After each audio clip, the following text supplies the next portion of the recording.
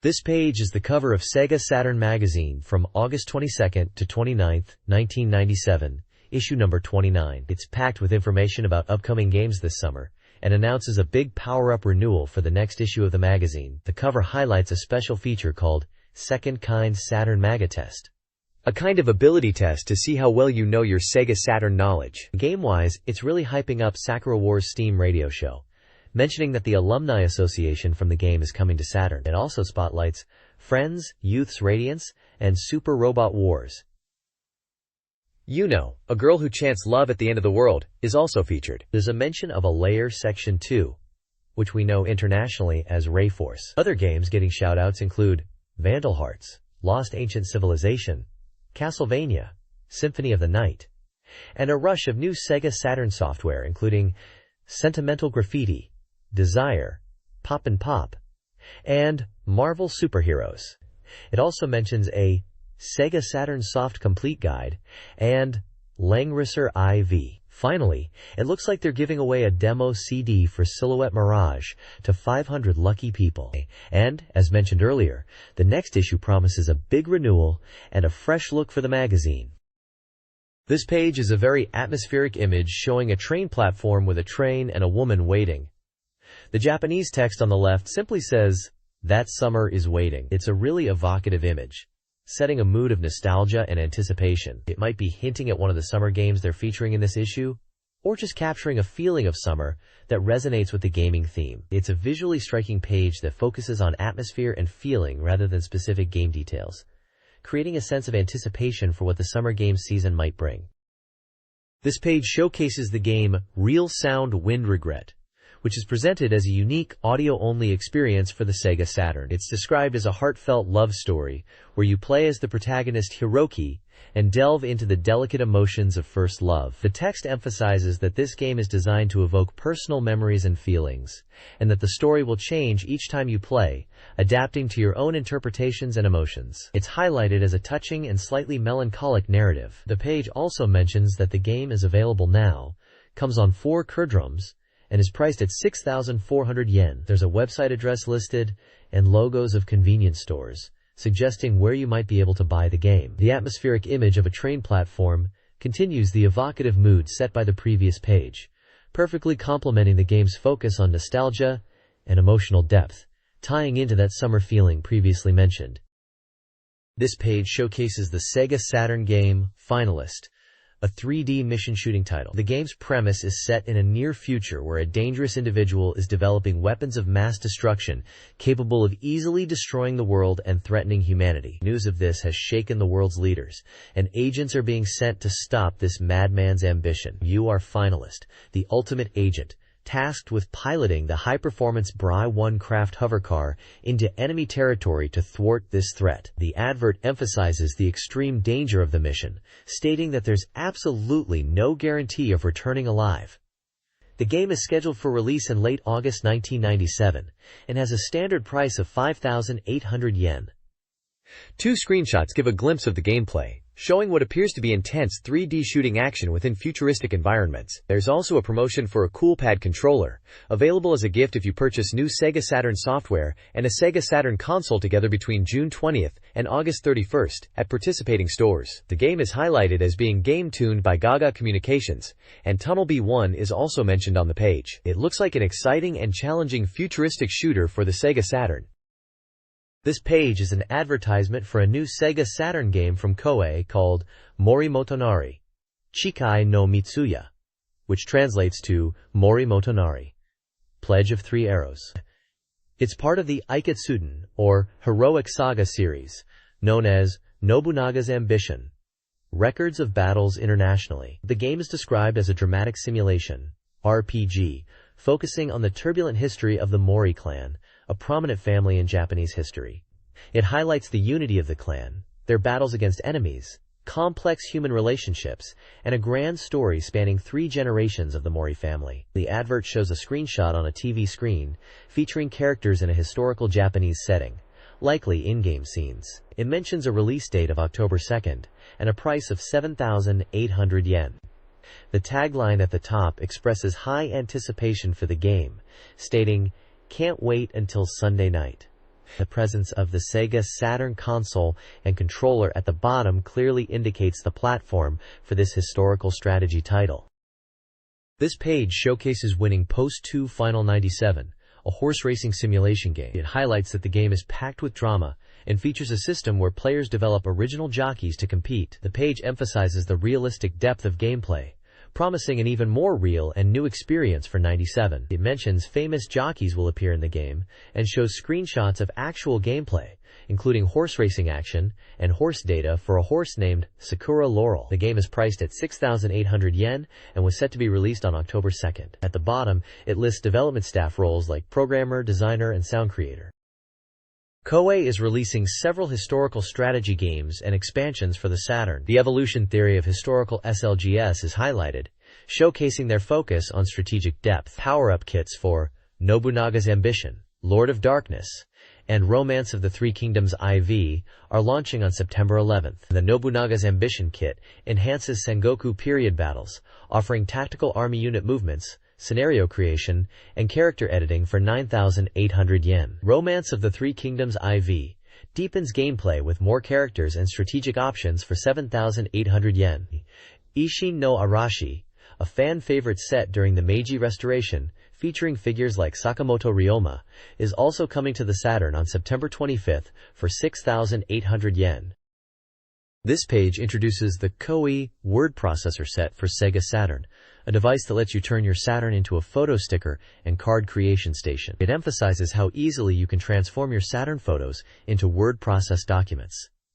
It's designed for making original name cards, greetings, and photo seals. This set lets you import photos from digital cameras and even capture game screens to use in your creations. You can make personalized photo stickers, greeting cards, and more. It highlights features such as using game screenshots and even character clip art from popular games like Tokimeki Memorial and Angelique to decorate your creations. The word processor set comes in two versions, the standard set for 36,800 yen and a digital camera compatible version for 16,800 yen. Both include EggWordVer 2.00 software and are compatible with color printers.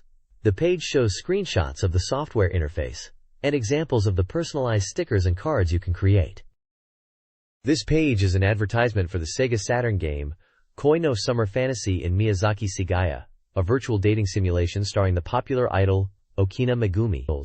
It's all about going on a summer date with Megumi in the Miyazaki Sigaya resort. The ad highlights key gameplay features, like a free scenario system that lets you plan your date as you wish. The game promises dynamic conversations, where Megumi's expressions change based on your choices, making it feel more interactive. Fun dates are shown through movie scenes, letting you experience a live Megumi. You can keep tabs on your relationship progress with parameter checks, and even make promises for future dates.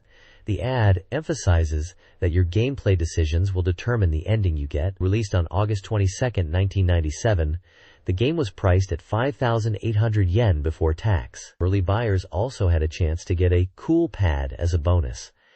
It seems like a classic date sim where your choices directly impact your romantic success with Megumi.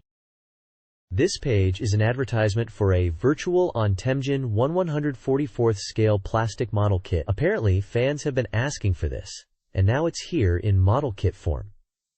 It mentions that this Temjin model kit is a limited edition 2P color version, meaning red.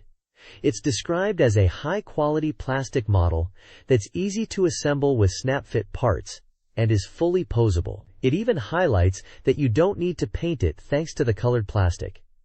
The price is 600 yen. There's also a campaign to win a garage kit set. If you buy the plastic model, you can enter a draw to win one of 8 garage kit sets. The application process involves sending in a postcard with your details and opinions on the plastic model and virtual on. The first prize is a set of 8 and 144th scale garage kits, including Temjin, Viper 2, Raiden, Affirmed, and Feian. There's also a second prize of 2 1/72nd scale soft vinyl model kits of Temjin and Feian for 10 people. This page showcases the game Soldner's Child, described as a dramatic simulation RPG where mercenaries become legendary heroes. The page highlights the game's premise: a lone mercenary rising up in a war-torn continent to fight for peace. It mentions that, while just a mercenary, The protagonist can unite like-minded heroes to change the country and bring peace to the continent. We see artwork and portraits of key characters, including the protagonist, Cortez, Smiley, and Ferdinand. The text emphasizes the dramatic battles and the hero's journey towards legend. There are also screenshots showing in-game scenes, hinting at the tactical and strategic gameplay. The game is advertised as scheduled for release this autumn, at a price of 6,800 yen. The bottom of the page credits Sega Enterprises and indicates copyright in 1997. This page showcases a vibrant anime-style illustration of a girl in a sailor uniform. She is playfully holding up 3 test tubes filled with different colored liquids: pink, orange, and red. In the top left corner, the logo, Ask Kodansha, is prominently displayed with a stylized letter R above it. This page seems to be a visually engaging introduction to a section, or perhaps a mascot character, associated with Ask Kodansha within the magazine. It's a colorful and eye-catching image that adds a lively feel to the publication. This page is dedicated to the upcoming Sega Saturn game, Asuka 120% Limited Burning Fest Limited, which is being described as a gal fighting game. It's advertised as a chaotic brawl at an all-girls academy, featuring 11 hypergals. The page highlights that this installment is the strongest in the series, promising a mega fight tournament where special moves clash, and the question is posed, who will be the last one standing? There's a section titled, Burning Announcer Ichiro Furutachi Roars, where they're interviewing the headmaster just before the Beauty Festival Mega Fight Tournament. The interview touches on the new rules and systems in place, with the headmaster mentioning that they've changed some rules to encourage more aggressive and youthful fights, because the fighters were getting too caught up in winning or losing. The announcer seems excited, anticipating even hotter battles than usual. The game is described as a fighting action game, and is slated for release in September for 5,800 yen, excluding tax. It's published by Ask Kodansha.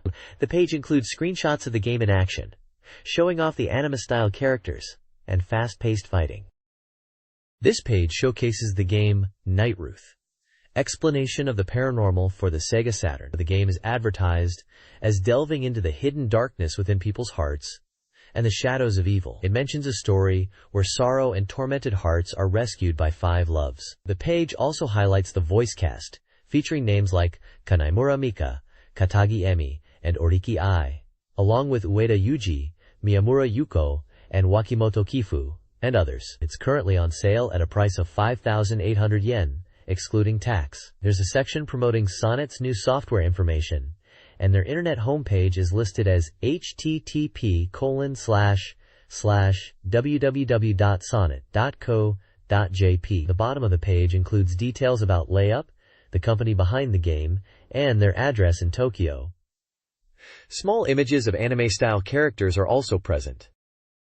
This page highlights 2 games for the Sega Saturn. Firstly, Cross Romance is featured, described as a love-adventure game with elements of mahjong and flower arranging where high school girls create romantic scenarios. It's advertised as being released on October 2, 1997, and priced at 6,800 yen. The page lists the voice cast for the games. Secondly, Terra Cresta 3D is prominently displayed, labeled as a terrifying firebird, Terra Cresta Revival. This is a 3D shooter game that seems to be a modern take on the classic Terra Cresta series. It's advertised as already on sale and priced at 5,800 yen. The developer is Nichibutsu, as shown by their logo at the bottom of the page. The page uses screenshots to showcase the anime-style visuals of Cross Romance and the 3D shooting gameplay of Terra Cresta 3D. This page features a group of 4 anime-style characters against a dark, urban backdrop. 2 women are prominently displayed in the foreground, while 2 men are situated behind them, one of whom is smoking. The artwork has a distinct late 90s anime aesthetic. In the bottom corner, you can see the Sega Saturn logo and an age rating for 18 years and above, suggesting the content might be aimed at a mature audience. It looks like a visual showcase or advertisement related to a Sega Saturn game, possibly continuing the anime theme from the previous page, which featured Cross Romance. Kuro no Dansho, the literary fragment, a perspective modern horror adventure, presents a narrative of lost memories and a new nightmare. The game introduces 3 key characters: Akari Kashiwagi, a 20-year-old orphan with a tomboyish personality; Kusana, a 24-year-old former psychological analyst and Tozaki's subordinate, whose true nature is a mystery; and Satoru Tozaki, a 26-year-old detective haunted by the murder of his lover, now running a detective agency. The game also features several supporting characters. A first edition bonus CD with the soundtrack and voice actor outtakes is included. The game, published by Oz Club, is priced at 6,300 yen and playable on Saturn, Windows, and Mac. This page is an advertisement for 2 games. The larger advert is for Can Bunny Extra, priced at 6,800 yen and scheduled for release on October 2nd. It features artwork with a central anime girl character surrounded by other female characters. The text at the top asks, "A slightly mature adult love, won't you experience it?" Below the main title, a smaller advert promotes Can Bunny Premiere 2 from Sunkyu Soft for Sega Saturn, currently on sale for 3,900 yen plus tax. The advert mentions that the game content is unchanged from previous versions. The game format is CD-ROM, and a CD calendar is included, with a copyright notice for Cocktail Soft/Kid. There are also screenshots with dialogue boxes showing in-game conversations, giving a glimpse of the characters and story. These snippets include one character mentioning France and England, another talking about the time it takes to draw manga pages, another discussing a Mediterranean seafood curry, and a schoolgirl lamenting about remembering someone's name. The age rating symbol indicates it is for ages 18 and over.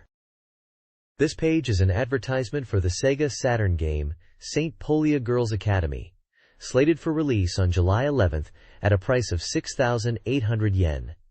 The tagline, "Captured Female High School Students," immediately grabs attention, suggesting a game focused on photographing or collecting images of young women. The words Album Club, Shoot, and Fit, along with Heartthrob, indicate gameplay that likely involves taking pictures, organizing them into an album, and possibly romantic or suggestive scenarios. The visual style is very much in line with this, showcasing groups of girls in both swimsuits and school uniforms, arranged like pages from a photo album, alongside cartoonish anime girl characters. This page is like a little snippet from a reader, it seems. It mentions August 22nd, Friday, and someone named Erica is talking to Hiroshi-kun. She says she was supposed to go to the pool, but instead she ended up going to buy the new SEGA Saturn magazine. Apparently, it's gotten 200 pages bigger and cheaper, now only costing 290 yen. Erica ends with a little gusun, like a sniffle, maybe suggesting she's a bit sad she skipped the pool for the magazine. Or maybe Hiroshi-kun is sad? Anyway, it's a cute little relatable moment probably about choosing games over other plans, set against a backdrop of a bridge and city. At the bottom, it's just the publisher info for SoftBank, the folks behind the magazine. This page is a continuation from the last one, featuring the same girl, Erica, who is dressed in her swimming gear and looks a bit glum while holding a swim ring and hat. It seems like this is directly linked to her saying, "Erica-chan, sorry." At the top, probably still feeling bad about missing the pool. The page is also pushing the Sega Saturn magazine itself again, highlighting the release date as August 22nd, Friday, and mentioning its expanded 200 pages and cheap price of 290 yen, just like Erica mentioned. The main point of the page is a feature on the upcoming Tokyo Game Show 97 Autumn, promising a first scoop information catch. It lists a bunch of game titles that are going to be featured at the show, including Grynet's highly anticipated titles like Grandia, Silhouette Mirage, Baroque, and titles like Fairy Princess Rana and Magical School Lunar. It also mentions they'll have new cereal corners and special memorial presents. So it's basically hyping up the next issue with early info on what to expect from the Tokyo Game Show.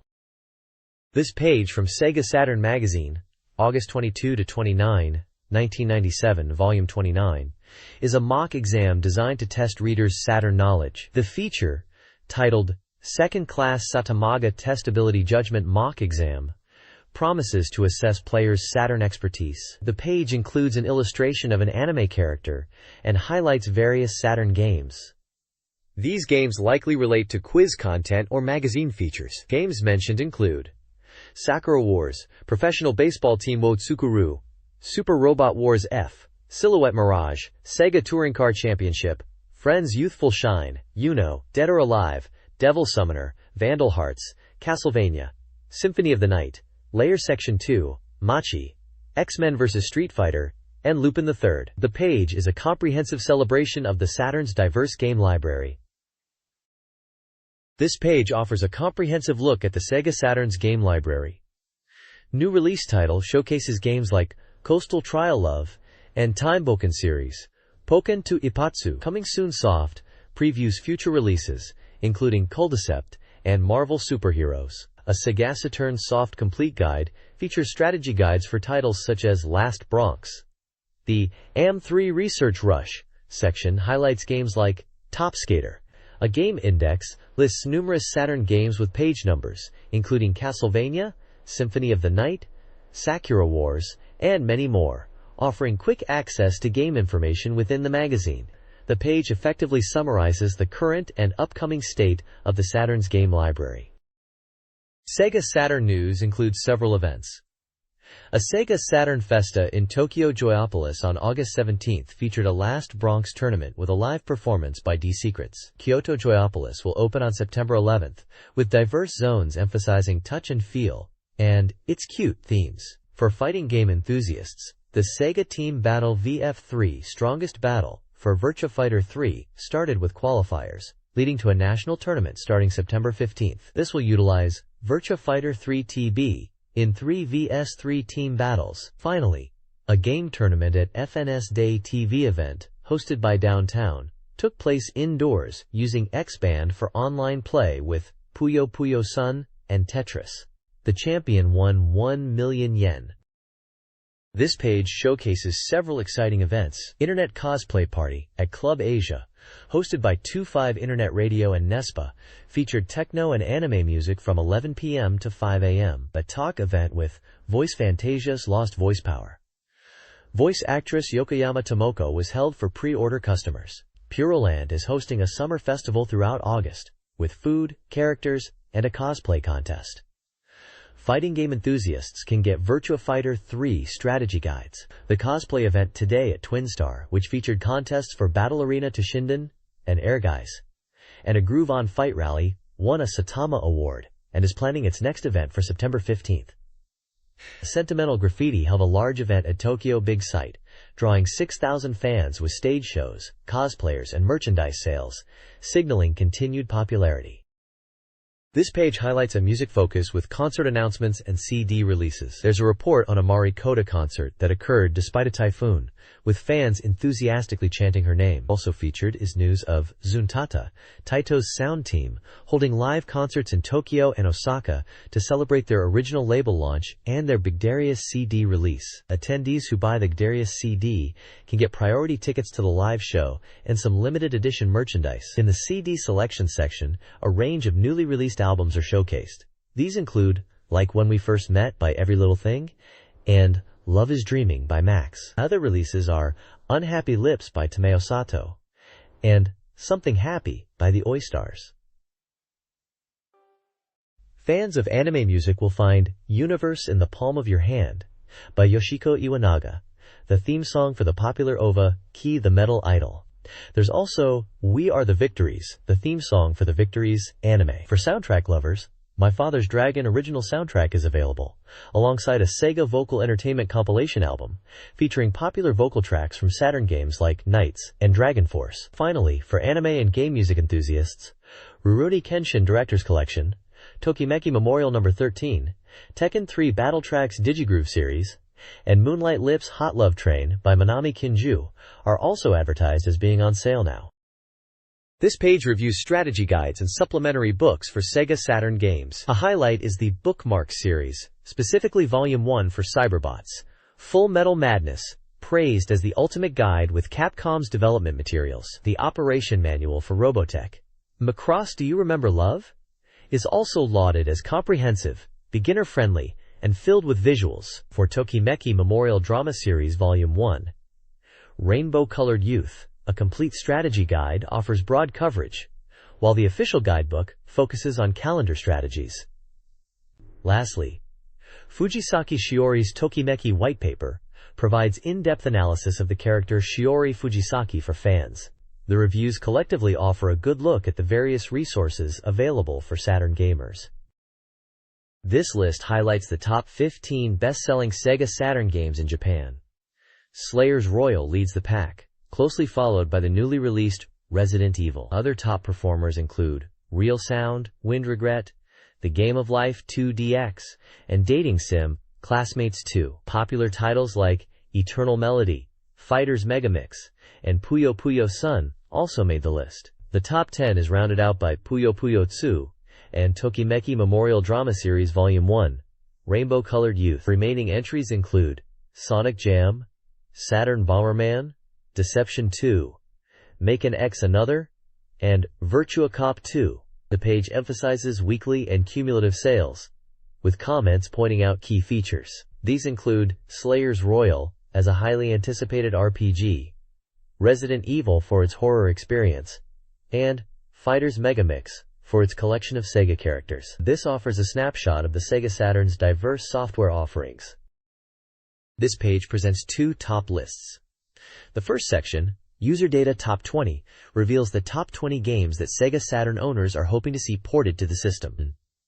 Number 1 on the list is Neon Genesis Evangelion, Iron Maiden, followed by The House of the Dead in second place.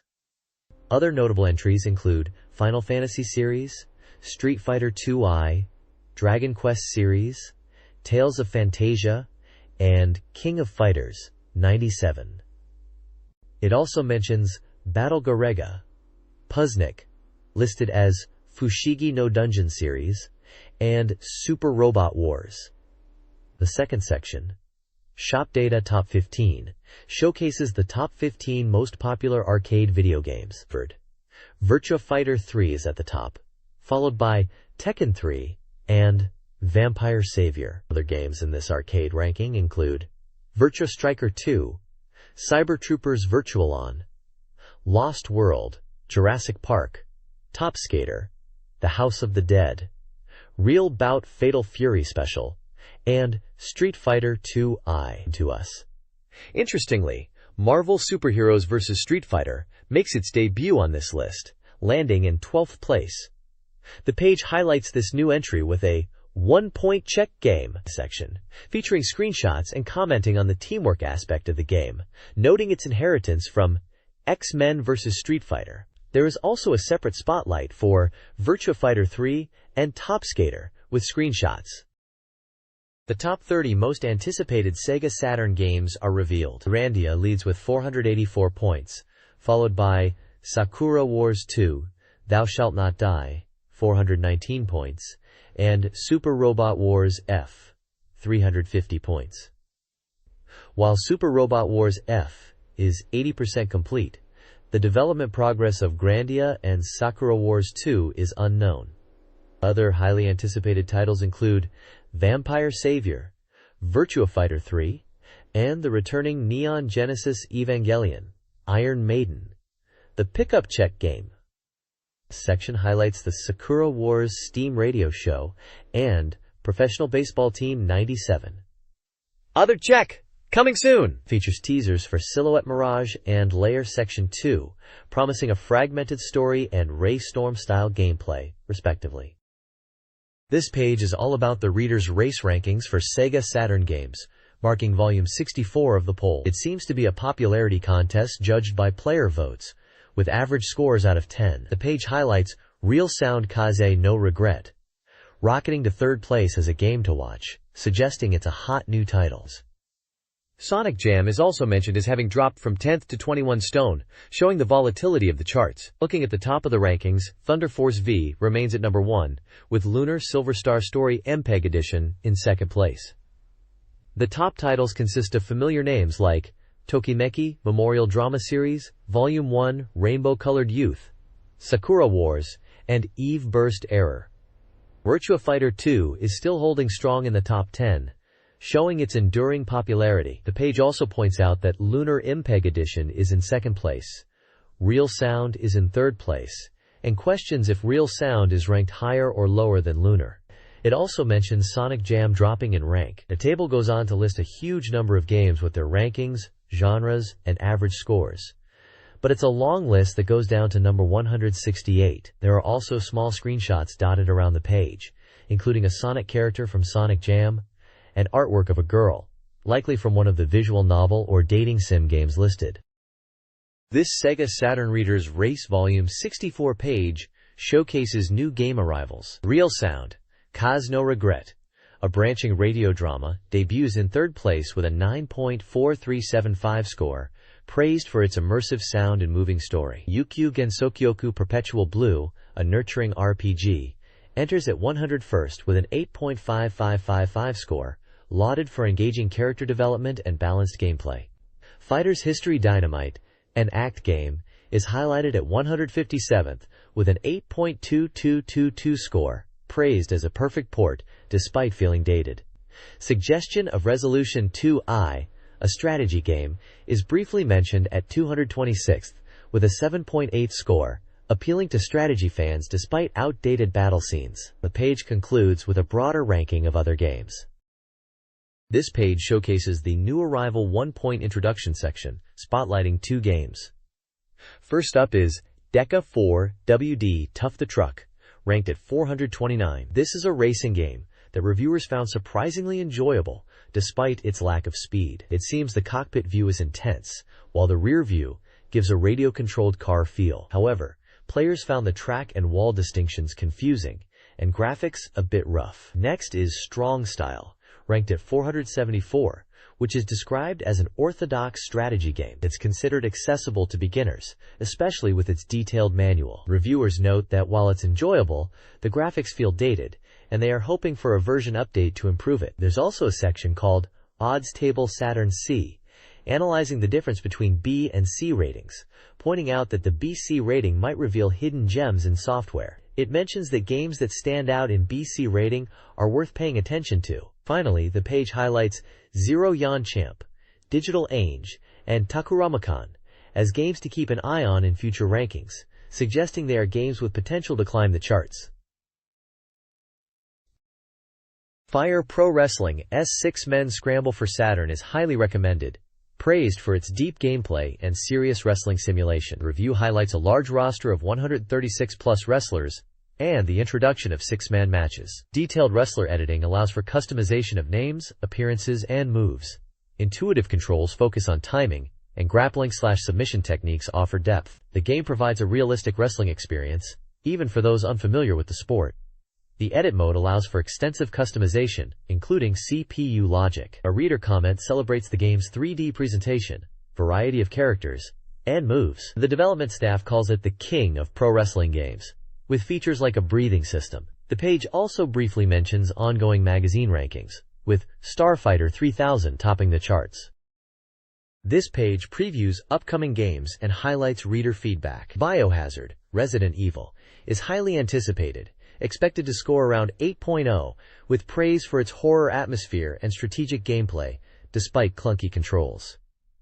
Slayers Royal 2 receives a 6.33 average, valued for its smooth animations and character interactions, despite simple RPG mechanics. A reader-voted ranking of SEGA Saturn peripherals crowns the Virtuous Stick Pro, SEGA Saturn keyboard, and SEGA Saturn floppy disk drive as top accessories, all scoring over 9.0. Reader comments cover various games, including Sakura Taisen 2 and a stylish Mr. Bones CM. The page also announces a reader competition and introduces prediction games for Last Bronx and Langrisser IV, with prizes for correct guesses. A prize draw offers SEGA Saturn hardware bundles and a game of choice to readers who submit reviews and ranking predictions via postcard. This page reveals details about the upcoming Sakura Taisen Digital Fan Disc Steam Radio Show, tentative title. It's announced as a 2-disc CD set, something fans will definitely be excited about. Disc 1 is set to feature brand new activities with the Flower Division members, expanding on their roles, and will include a bunch of mini-games. Disc 2 is focused on capturing the essence of the recent Sakura Taisen song show held at the Tokyo Kosei Nenkin Kaikan, promising a complete recording of the stage performance. This digital fan disc is positioned as the second in the series, following on from the previously released Flower Division communication, and continues the Steam radio show concept. The article emphasizes this will be a must-have for fans, particularly after the announcement of Sakura Taisen 2, and hints that the included minigames will be significantly enhanced versions of what players have seen before in the series. It seems like Sega is really aiming to keep Sakura Taisen fans engaged and entertained between the main game releases. The Sakura Wars Digital Fan Disc Volume 2 is coming, themed around the Steam radio show and featuring Sakura Shinguji. This disc, like the previous one, will include photos and fan contributions. It introduces a new challenge for the Flower Division, with minigames like Cleaning Up Time and Flowers and Thunder, requiring rhythm and timed button inputs. These may be enhanced versions for Sakura. The digital fan disc format offers a way to enjoy Sakura Wars during downtime, similar to Flower Division Communication. This new disc will feature interviews with voice actresses, fan club news, and a daily log system for content that changes based on the system date. Utilizing MPEG softdeck technology allows for high-quality video, including interviews. The next page will feature Hiroi Oji discussing the disc's appeal. Hiroi Oji, General Director of Red Company, discusses the successful Sakura Wars stage show Love is the Reason, which attracted 10,000 fans.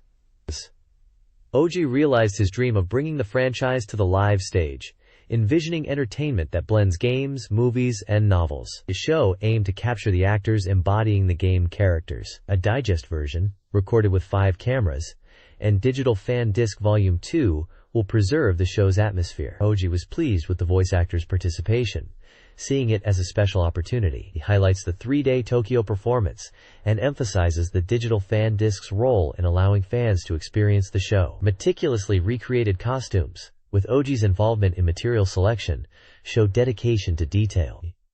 Iris, Nishihara Kumiko, and Kana, Tanaka Mayumi, were particularly noted for their performances. This page announces a fan-awaited baseball game called Let's Make a Pro Baseball Team, supervised by Hideo Nomo. It's described as a full-fledged baseball simulation game, like the popular J-League Pro Soccer Club Otsukuru series, but for baseball fans. Key features highlighted include it being 56% complete at the time of the magazine, scheduled for release within the year, and featuring password-based online play and sports team simulation. The game boasts motion-captured animations and comical 2-headed character designs. The page also includes comments from Hideo Nomo, emphasizing his involvement and vision for the game. Nomo talks about his experience in both Japanese and American baseball, and how the game aims to capture the essence of building a baseball team, incorporating elements from both leagues. He mentions wanting to create a game that reflects his ideal of baseball and is enjoyable for everyone from children to adults, and hopes it encourages more people to become interested in baseball. This page continues to showcase the exciting baseball simulation game, Let's Make a Pro Baseball Team, emphasizing how it truly surpasses expectations as the latest masterpiece in the Tsukuro series of games. The main draw is building your own dream baseball team as the team's owner. You're given full control as the owner, managing everything from trades and free agency to drafting new players, all with complete freedom. The game even allows you to input names using kanji characters, adding a nice touch of detail. We can see a screenshot highlighting player acquisition, showing a list of players with their evaluations and yearly salaries, prompting you to choose which player to sign. It's boasted that over 300 famous players appear in the game, ensuring a deep roster to choose from. There's also some character art showcasing various teams and players in that signature comical style. The page also features an interview with a staff member, Kita River Akira, from the development team. The interview touches upon the game's development and the team's vision, reiterating the strong sports simulation aspects for enthusiasts and how they worked with Nomo to bring his baseball insights into the game. Finally, there's a gameplay screenshot showing an actual in-game moment.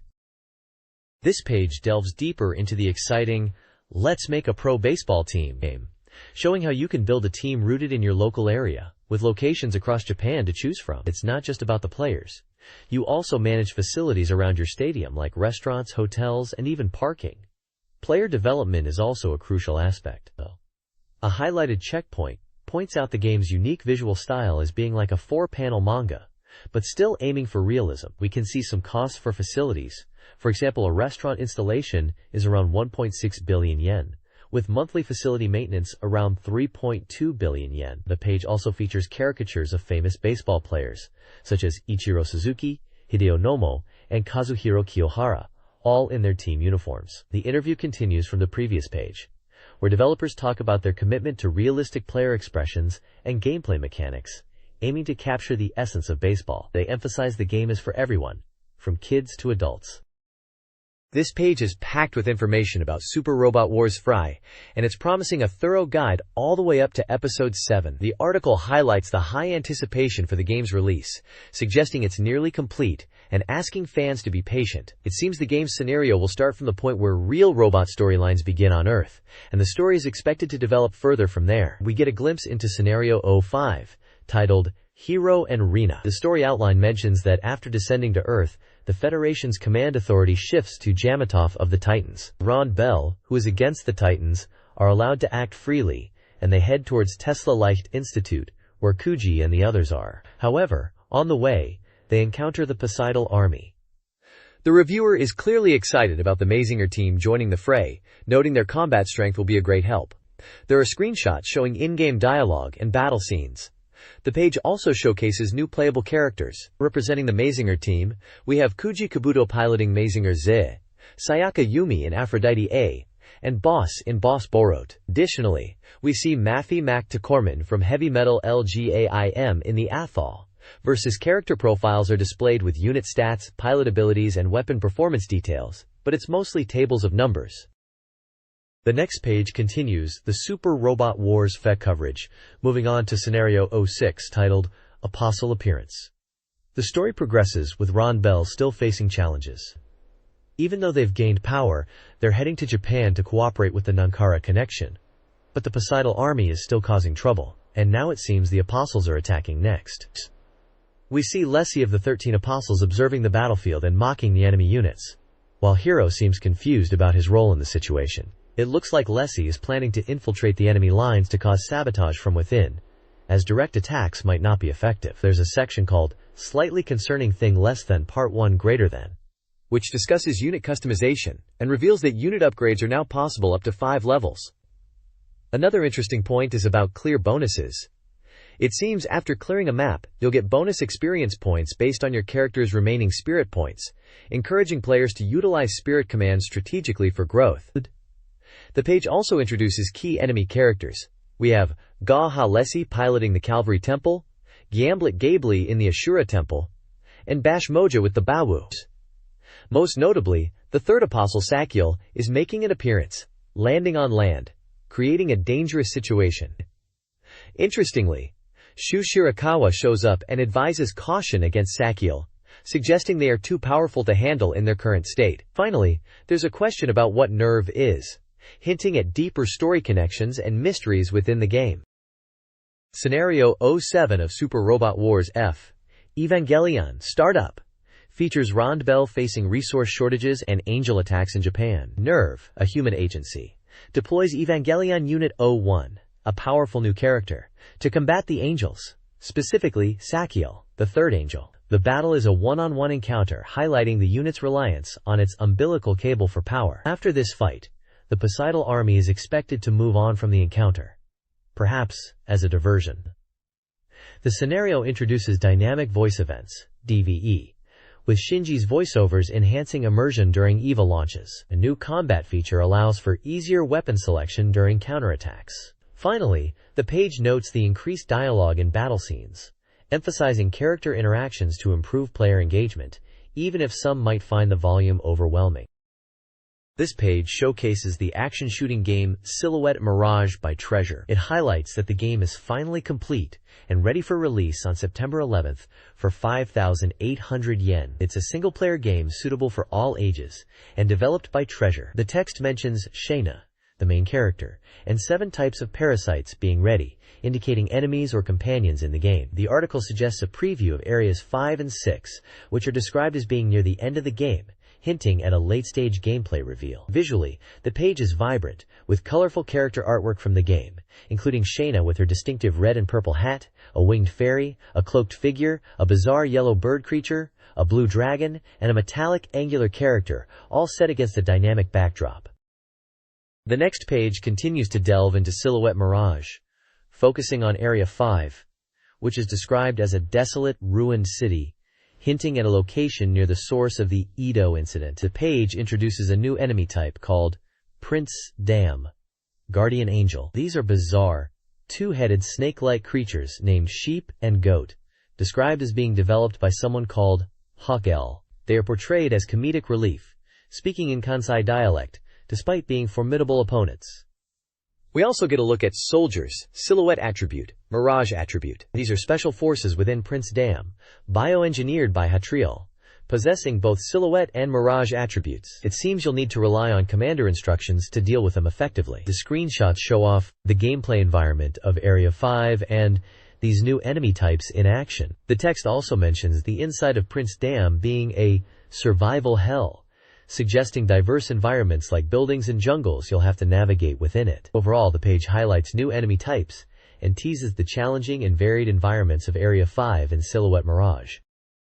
This page spotlights the formidable boss character Megiddo from Silhouette Mirage, who is described as the ruler of the Silhouette attribute and is currently in opposition to Haleal, the Mirage ruler from the previous page. It mentions that Megiddo is observing Shayna and Mirage's movements rather than actively attacking like Hadial, suggesting deeper motives. We are also introduced to two new enemy types from the Yona Special Forces, the Masker Commander and the Assassin, both categorized as normal attribute enemies. The Masker Commander is portrayed as a high-ranking commander, almost robotic, who orders around basic soldiers and uses command waves and electric shocks in combat. The Assassin is described as a modified soldier focused on single combat, utilizing battle bottles for attacks and defense, and also being resistant to normal attribute shots. The page showcases screenshots of Shayna battling these enemies and Megiddo, emphasizing the intensity of the showdown with Megiddo, hinting at his testing of Shayna and questioning his true intentions in this conflict.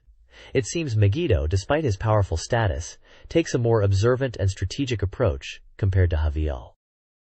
This page highlights Area 6, Zebul, of Silhouette Mirage, describing it as an area even more desolate than Makani, suggesting it was once a place of significant technology. The story is progressing towards its climax, focusing on the Gara character Garugaran, who is described as a guardian angel. It seems Shayna will be facing Garugaran after her previous encounter with Hahal, and the page questions if Shayna's mission to change the world will be accomplished as she approaches the final destination, Edo. The page introduces Garugaran and its suspicious ecology. It's mentioned that Garugaran is a fusion of multiple organisms, making it a bizarre entity. It can absorb attribute energy like Marakim from Area 4, and uses various attacks like grabbing enemies with tentacles and biting with its mouths on both sides. It's weak to normal shots, but can nullify attribute damage. The page hints that Shayna's support program, Kahina, will offer important clues to defeating Garugaran. There's also a section titled, This is Commerce Spirit, showcasing an in-game shop run by the Alpha Commerce Group even in this area. You can buy items like the Ore Pridey for 150 money. The text expresses surprise at seeing such commerce, even in a desolate area, but appreciates the option to purchase powerful parasites. This page is all about the game's Silhouette Mirage, but in a more fun, lighthearted way. It seems to be showcasing a comic strip section called Curapito People and Mr. Per Millisecond, Silhouette Mirage. The comic panels tell a little story involving the game's characters in a humorous way. It looks like it's a bit of a gag comic, maybe poking fun at some game elements or character interactions. Below the comic strip, there's an announcement about a Silhouette Mirage trial version being given away to 500 lucky readers of Satumaga. This trial version lets you play through 2 stages, a practice stage, and even includes the opening movie, giving a good taste of the full game. To get a chance to win, people need to send in an application postcard with a specific entry ticket, including their details and opinions on Silhouette Mirage. The deadline for applications is August 21st. It also mentions that the trial version will be distributed at software stores from August 22nd, so even if you don't win, you might be able to grab one from a store. This page is all about the upcoming Saturn version of SEGA Touring Car Championship. It's a special report announcing that development is progressing smoothly for a planned autumn release. They're aiming to make it the ultimate racing game on the Saturn. The article emphasizes that even though they can't give impressions of the controls yet, the development team is really focusing on creating stress-free gamepad controls, As mentioned in a previous interview with a producer from SEGA AM, they want to make it the best racing game possible, and they're not kidding around about it. They also highlight how faithful the Saturn version is to the arcade, even down to the title screen and small details. The rhythmic in-game advertising with the song "So High" and the dynamic camera angles are also being faithfully reproduced on the Saturn. It's a highly anticipated racing game for this autumn that racing fans are really looking forward to. It's for 12 players and suitable for all ages. The price is still to be decided, but it's definitely one to watch for Saturn owners. The screenshots are still from a version in development. This page continues the special report on SEGA Touring Car Championship for the Saturn and announces the inclusion of the extra round course, specifically the urban circuit. This is highlighted as a very difficult course from the arcade version, only accessible to Grand Champion players. The magazine is really emphasizing the quality of the Saturn port, calling it a complete and genuine recreation of the arcade experience. They even feature an interview with the producer, Mr. Takabe, who confirms that the extra round content is practically finished, at about 100% completion. The article goes on to describe the urban circuit as challenging, mentioning its tunnel sections and the intense, close-quarters racing it will offer, promising exciting side-by-side battles. There are several screenshots throughout the page, showcasing the urban circuit in the Saturn version. The next page delves deeper into the replay functionality of SEGA Touring Car Championship, highlighting that replay is now a standard feature for Saturn racing games. It mentions that even the arcade version lacked replays, making this Saturn version feature a welcome addition. The article points out you can watch replays from various camera angles, and that even replays of the demanding extra round course are possible, echoing the previous page's excitement about this new track. Moving on, the page discusses ghost cars in replays and mentions producer Mr. Takabe's previous comments, hinting at their inclusion, suggesting they are almost confirmed for the final game. The bottom half of the page shifts focus to real race machines featured in the game. It showcases 4 prominent cars: the AMG Mercedes class, Opel Calibra V6, Alfa Romeo 155 V6 Thai, and Toyota Supra GT. Each car section briefly describes its real-world racing pedigree in championships like DTM, ITC, BTCC, and JGTC, emphasizing their historical significance and connection to touring car racing, which is the core of SEGA Touring Car Championship. It highlights how these cars are not just based on road cars but are true high-tech racing machines. This article details the Saturn version of SEGA Touring Car Championship. Development is progressing, with the arcade version nearing completion and performance improvements. The Saturn version will have a championship mode, absent in the arcade. The developers are aiming for arcade accuracy, replicating details like the steering wheel wiggle. They are open to fan feedback and encourage players to try both versions. The developers are considering additional content like more car types and original courses, too. To promote the game, a giveaway of Bridgestone and Mobil Oil items is offered. Fans can enter by sending a postcard to SEGA AM Division by August 29th. Further information will be available around the Autumn Tokyo Game Show. This page focuses on a romance-adventure game titled Friends, Youthful Sparkle for the SEGA Saturn, being published by NEC Interchannel. It's described as a remake of the popular PC game Class Reunion, Dusukai, by Fairy Tail. The article highlights the game's premise of reconnecting with middle school friends from the tennis club, with the tagline suggesting a chance to express feelings left unsaid in the past. Targeted at an 18-plus audience, the game boasts character designs by Ku Meisui, known for sentimental graffiti, and promises to recreate the delicate visual style of the original PC version on the Saturn. The article emphasizes the beautiful girls in the game as a key selling point, and hints at more details to come in future updates. This page appears to be continuing the coverage of the romance-adventure game, Class Reunion, which is making its way to the SEGA Saturn with a fresh new look. The text vertically down the side of the page confirms this, stating, "Masterpiece, Class Reunion, comes to Saturn with a new look." It features artwork of 2 of the main characters in a dynamic and colorful style, likely showcasing the visual presentation of the game. This page continues to spotlight the upcoming SEGA Saturn release of Class Reunion. We get introduced to 2 of the main heroines of the game, Mizuho Kobayakawa and Midori Akiyama.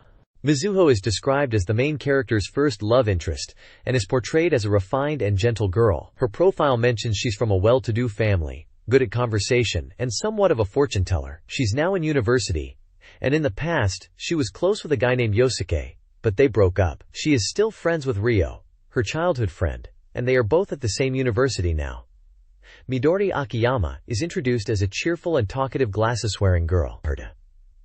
Her description mentions she moved from Hokkaido in middle school, and quickly became friends with Midori, from the same class. She is athletic, part of the tennis club, and quite popular with guys, though no one confesses to her.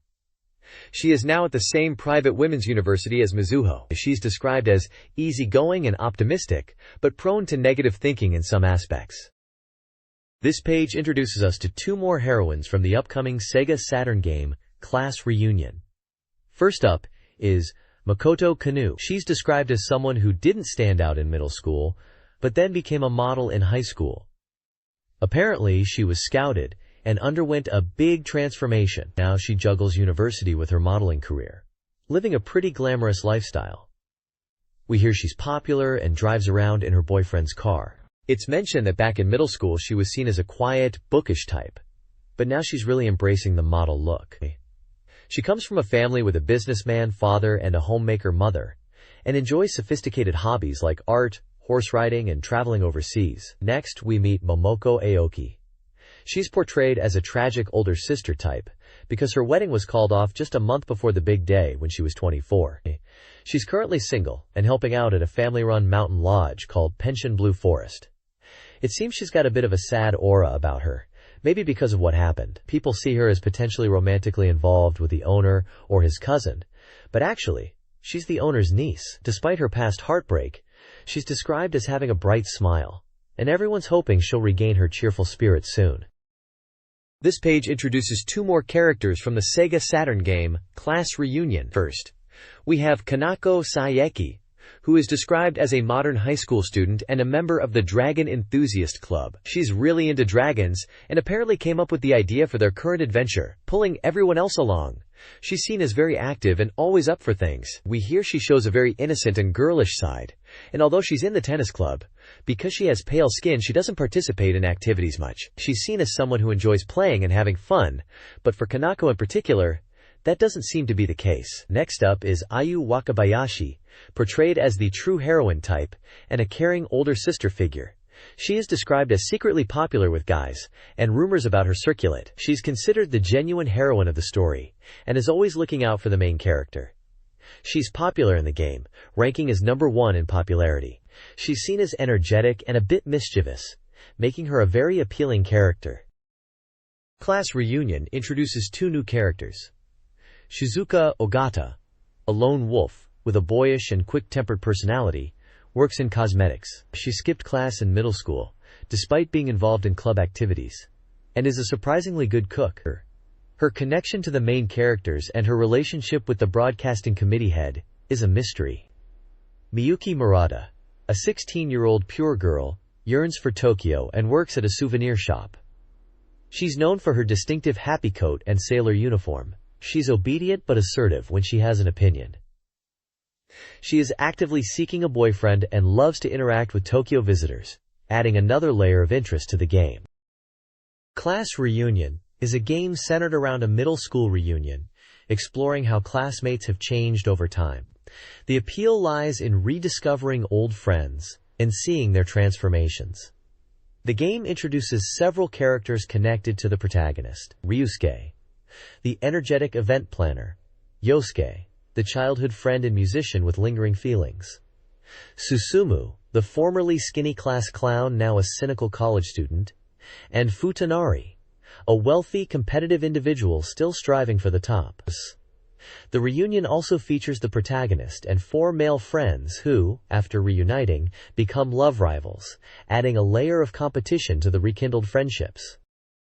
This page continues the focus on the Class Reunion game, drawing attention to the drama that unfolds as the male characters, now adults, navigate their relationships. It highlights that within the reunion group, there are individuals with unspoken feelings from the past, perhaps former crushes or unconfessed loves, along with classmates who were just friends. The game seems to be about the subtle shifts in these relationships, and how the player's choices influence the developing human drama during the week-long reunion. It hints at various romantic possibilities, from new connections with first-time acquaintances, to realizing feelings for childhood friends, or even rekindling old flames. Ultimately, the game seems to emphasize that your actions as the player will pave the way for a brand new chapter of youth and romance. Visually, the page is filled with character portraits showcasing the diverse cast and hinting at the romantic themes within the game.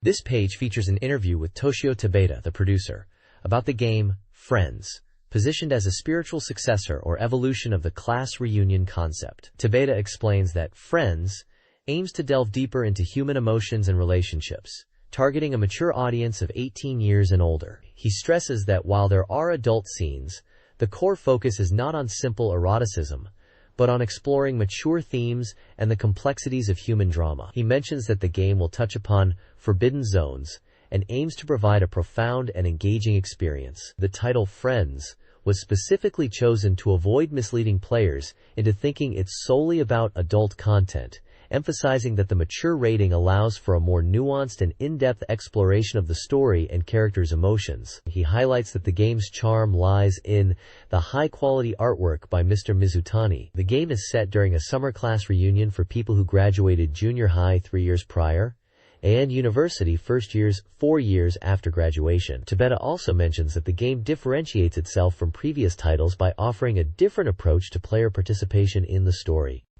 He concludes by reiterating that the 18+ rating is a challenge to create a more free and mature field for storytelling, moving beyond just erotic content and focusing on the deeper aspects of the narrative. The SEGA Saturn version of Dead or Alive is now playable.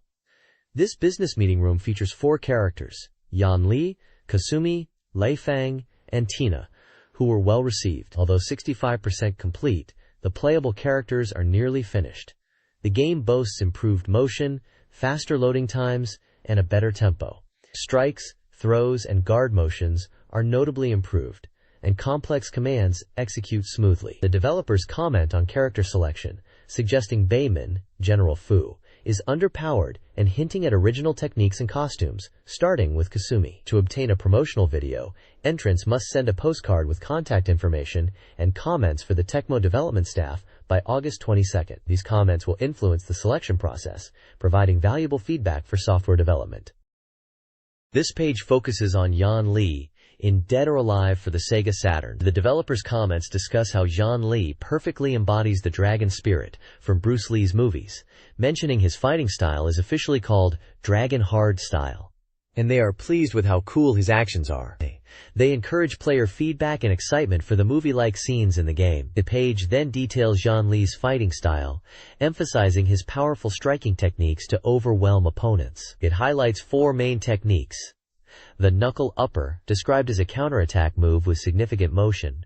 Strikes, explaining his kick-based combos with varied attacks and the ability to follow up, but warning about defensive holds. Throws are mentioned as being limited to 4 types, including command throws like the sidebuster and shoulder throw. Finally, offensive holds are also limited to 3 types, like the front facelock and headlock variations. The page uses screenshots with move names and button inputs to illustrate each technique in action against different opponents like Bayman and Kasumi, showcasing various combat scenarios. Lei Fang from Dead or Alive is highlighted in this section, emphasizing her defensive prowess in the Saturn version. Developers significantly enhanced her, making her fluid and swift fighting style accessible to all players. Her core strength lies in defensive hold (DH) techniques, granting her the initiative after a successful hold. These holds disrupt opponents, allowing her to follow up with attacks. Her fighting style is broken down into categories. Sabaki-sei, focusing on evasion, Tai Chi Quan-based strikes using circular movements with aerial follow-up options, and a limited set of easy-to-use throws. Lei Fang also excels in initiating offensive holds quickly, utilizing 6 different types, with a key move identified by a specific command. Elf is developing a Saturn version of Yuno, a girl who chants love at the bound of this world, a game about parallel worlds and repeating cycles, targeting a 1997 release. This remake aims to recapture the PC version's popularity, featuring the multi-story system ADMs and enhanced graphics. The game is rated for adults and supports the shuttle mouse, development is 30% complete. The story follows high school student Arima Takuya, who receives a mysterious package from his presumed dead father, Arima Hiroya, a historian researching a 400-year prophecy. Takuya's journey involves traversing parallel worlds to find his father, who disappeared while researching in Sakaimachi, and who authored The Book of History That Can't Be Understood. The next page introduces us to two characters, Arima Ayumi and Shimazu Mizuki. Arima Ayumi is described as the stepmother of the protagonist, carrying sadness in her heart but acting as a common stepmother. She works as the head of research at Geotechnics and is in charge of a seaside development project. It mentions she married the protagonist's father, Arima Hirota, only 6 months before his death, and she worries about her stepson. Despite her inner turmoil, she doesn't show sadness outwardly. It seems she accidentally dropped important documents related to SP stone analysis and decomposition, which is part of her research. Shimazu Mizuki is the protagonist's classmate and a charming girl who is also the city mayor's daughter. She is described as being kind and caring. She is also involved in exploring MT Mikazuki and is referred to as walking libido. She seems to have feelings for the protagonist but struggles to express them directly. Knowing about the relationship between the protagonist and Ayumi, and her own high pride, makes it difficult for her to be honest about her feelings. This section introduces two new characters, Watase Kana and Ichijo Misaki. Kana, a mysterious third-year transfer student, has a hidden life outside of school, marked by a blue jewel and a complex relationship with an older man. She seems to have lost faith in family and has a confusing history with the protagonist, who spent a night in her room. Ichijo Misaki, the secretary of Ryuzoji Gakuen's head, is also a former romantic interest of the protagonist. Their relationship has cooled since the death of the protagonist's father, and they haven't been intimate in a month. Misaki is concerned about changes at Ryuzoji Temple and seeks the protagonist's counsel. The narrative explores themes of love, contrasting true love with virtual love, and ponders the meaning of loving men. This page introduces two female characters. The first is Takeda Ayako, who is described as the resident school doctor at Sakaimachi Gakuen. She has a somewhat rough image, but the text hints at a hidden, more genuine side that's revealed when she's not wearing her white coat. It's mentioned she might have previously lived in Europe. Her stats are given as B96, W60H 87, and her birthday is July 7th. The second character is Asakura Kaori, a news presenter for the popular TV program News Presents. She's portrayed as having a cool and composed demeanor, but it's said that when the conversation turns to topics like geotechnics or Arima Hirodai, she becomes very serious. The text mentions a hidden, unpleasant shadow behind her smile, suggesting a more complex character. Her stats are B85, W58, H83, and her birthday is December 23rd. The text introduces 6 characters linked to a story or game. Kozo Ryuzoji, the school headmaster, is withdrawn and secretive, possibly tied to the death of Arima Hirodai. Masakatsu Yuki, a student, is a friendly jokester with a crush. Hideo Toyotomi, a geotechnics employee, is a cowardly site supervisor. Ume Ryuzoji, Kozo's mother, observes his changed behavior. Mutsuna Makabe, a geotechnics guard, is easily distracted. Finally, Hayabusa Hojo, a detective, is hired to stalk Kana, but develops his own interest in her, despite being timid. The character relationship diagram, titled Intricately Intertwined Human Drama, maps the complex connections in a story's prologue. Focused on characters like Miu, Misato, and Miyuki, it details romantic interests and other relationships. The diagram highlights love directions between Miu, Musashi, and Miyuki, and Kana's situation with Kitajo. Other characters like Asakura, Toyotomi, and Ryuzoji are included. The diagram visually represents relationships with boxes and connecting lines, illustrating roles like teacher in charge or colleague. For example, Misato is Miu's teacher, and Miu and Miyuki have romantic ties, with Ketsujo also liking Miyuki. Family connections and professional links are depicted, including a geotechnics incident involving the Arima family. The diagram suggests a story rich with romantic entanglements, family dynamics, and potential conflicts.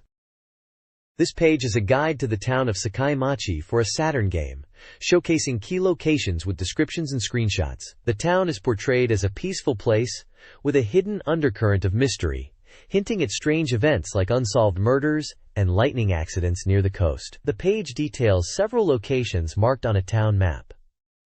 Location A is the Arima residence, home to the main character and Yumi. It's a White House, with descriptions of rooms like the living room, Yumi's room, the protagonist's room, and a study, also mentioning recent strange silent phone calls. Location B is a construction site in the coastal area, related to geotechnics and frequent lightning strikes. It mentions an incident where 3 workers died from unexplained lightning. Location C is Sword Ridge, or Triangle Mountain, a famous and somewhat sacred spot in Sakaimachi, also known as Twin Rocks, and called Yashiro. Location D is the Geotechnics Company, a mineral survey company where Yumi and Toyotomi are employed. It mentions restricted access and a guard room. The map also points out shortcuts to the school, and beach, and Sakaimachi Station. Essentially, this page introduces the key locations players will explore in the game, setting the scene for a story filled with intrigue in a seemingly tranquil town. This page details various locations within Sakaimachi. Kiyomachi Academy E is the main character's school, with casual dress and university-level programs, electronically locked at night. Ryukozoji House F is a samurai residence with rumored strange occurrences. Central Street G offers a quieter atmosphere with shops and residences. The Evening Coffee Shop H is a meeting spot with a basement pharmacy.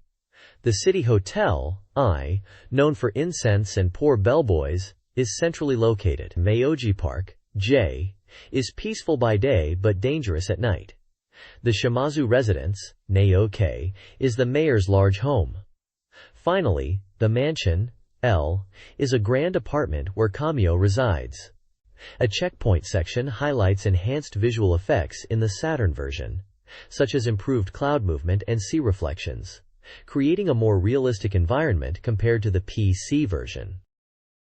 This page is showcasing Soul Hackers, the latest title in the Shin Megami Tensei series for the SEGA Saturn. It mentions the game is set to release in November, priced at 6,800 yen, and comes on 2 seeds. The page highlights that the familiar demon fusion system from the series is more user-friendly in this installment. It also suggests that the story and characters are deeply intertwined, making pre-knowledge of the game world beneficial. The page features screenshots of gameplay, including a battle scene with menus like Fight, Talk, Comp, and Escape. There is also a dialogue box with a character in a uniform, asking if the player is interested in joining the Life Energy Association. Additionally, there are character portraits and an image of a luxurious passenger ship described as a demon nest, which seems to be a significant location in the game. The text also briefly mentions the demon fusion mechanics, showing a menu for combining demons.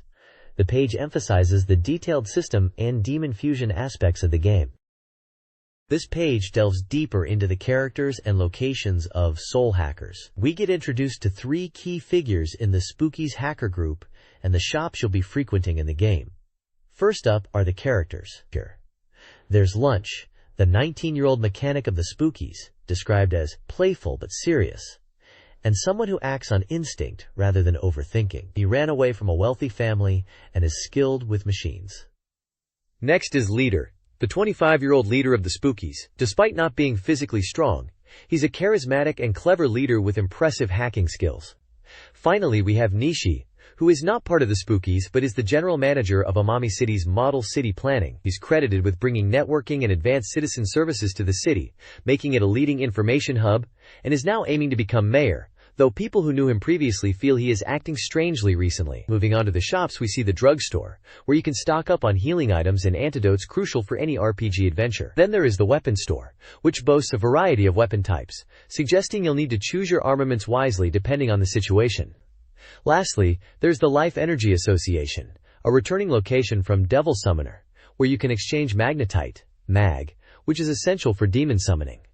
The page highlights that these familiar shops are being renewed in Soul Hackers and remain vital for your gameplay experience. Demon negotiation is a core mechanic in Soul Hackers, offering an alternative to combat. Players must persuade demons to join their party through varied interactions. These can include fulfilling requests like shoulder rubs, which present dialogue choices, or providing items. Failing negotiations can lead to humorous punishments, like a knuckle punch or a scolding. Demons' demands and reactions differ based on their type and your relationship with them.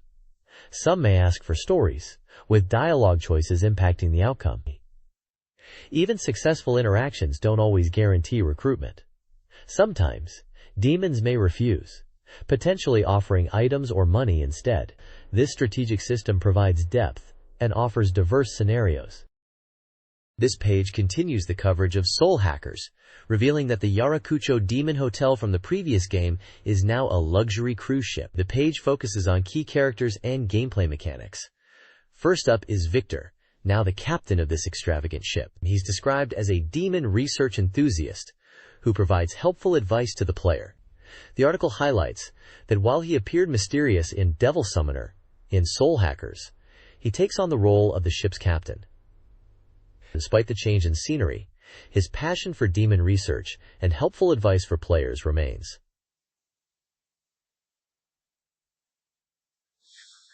Next, we are introduced to a new character, a maid. She greets players at the entrance of the luxury liner version of Yarakucho.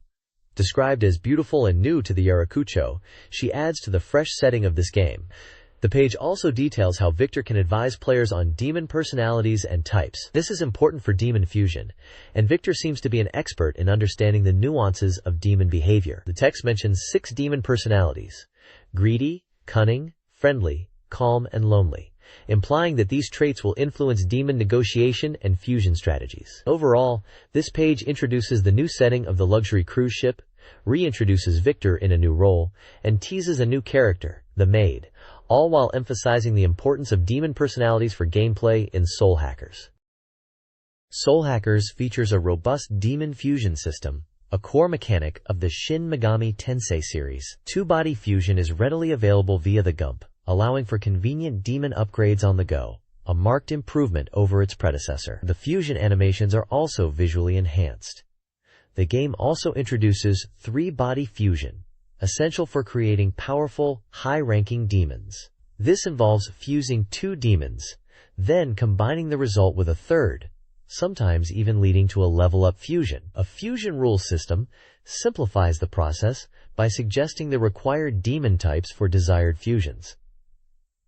Screenshots demonstrate the fusion menus and examples of creating demons like Tokibi. The integration of these features makes demon fusion more accessible, strategic, and visually appealing within the game's dungeons. This page is a special feature on the demons appearing in Soul Hackers. It highlights that demons can be both enemies and allies in the game. We get introductions to several demons with their mythological backgrounds. First up is Wickerman, described as a giant doll effigy used by ancient druids for human sacrifices. Then there's Gallery Bearer, a demon of illusions known for pranks and tricking humans. Bilwis is a German demon who is said to steal souls, appearing as a mysterious phenomenon. Vivian, from Arthurian legend, is presented as the Lady of the Lake, the wet nurse of Lancelot, and the one who bestowed weapons upon King Arthur. Finally, Persephone, the Greek goddess and daughter of Zeus and Demeter, is mentioned. Her story of being abducted by Hades and eating pomegranate seeds, which necessitates her spending a third of the year in the underworld, is summarized. These demons will likely be encountered and possibly recruited in Soul Hackers. This page seems to be diving into a mystery adventure game published by Atlas called Genba Tuju, which roughly translates to scene appearance or location arrival. The tagline hints that the key to solving the case lies in understanding the past of a character named Takatendo. The page details a scenario involving a magician called Takatendo Use and his wife Lily Yamamoto, who vanished on stage. It looks like we're investigating this disappearance by examining video evidence related to Takatendo and his past. The screenshots show video playback interfaces, suggesting a gameplay mechanic where you watch video clips to uncover clues. The text discusses the perfect crime and human disappearance, highlighting the mystery and investigative aspects of the game. The feature seems to be analyzing Takatendo's personality and past to understand why he might have committed a crime. The page mentions it's a mystery adventure game, published by Atlas, priced at 5,800 yen, available on 2 seeds, and suitable for all ages. It appears to be a detective game, where you unravel a mystery by looking into the past of a magician whose wife disappeared. This report details the mystery adventure game, Genba Tuju.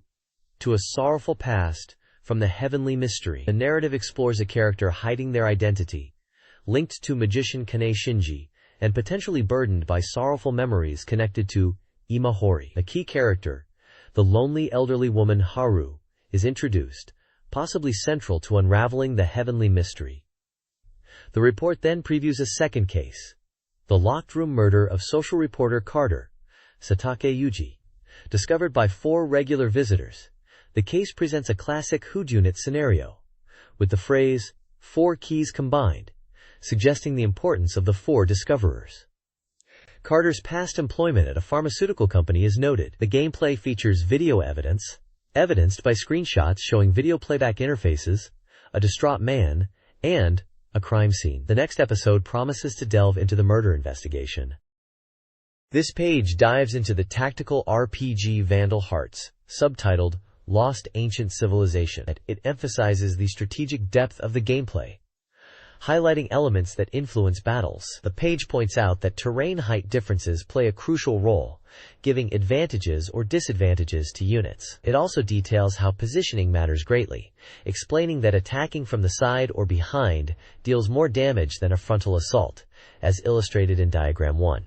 Another key mechanic is the support effect, where adjacent allies boost attack power, shown in Diagram 2, and this effect strengthens with more participating units. Overall, the page promotes Vandal Hearts as a deep and engaging tactical RPG, where careful planning and positioning are vital for victory. The screenshots showcase the grid-based battle system and unit formations, emphasizing the strategic considerations involved. This page is an interview with the development team of Vandal Hearts, subtitled Lost Ancient Civilization, for the SEGA Saturn.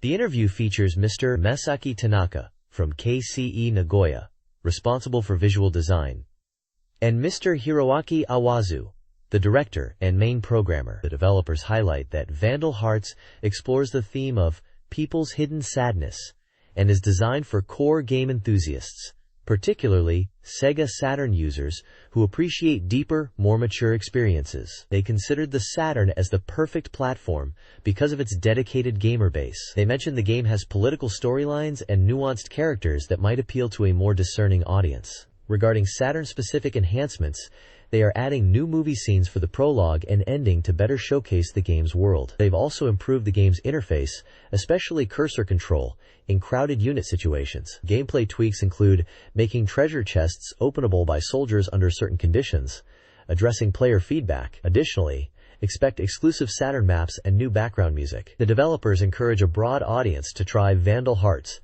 especially those seeking a unique RPG experience beyond typical fantasy tropes. They want players to witness what the Saturn can achieve in 3D processing, and are planning a playable demo for a September game show. The check sections further emphasize new movie scenes to establish the game's atmosphere, and ongoing discussions about version upgrades to incorporate even more Saturn-exclusive content, hinting at new magic spells being considered. They really want core Saturn gamers to check it out.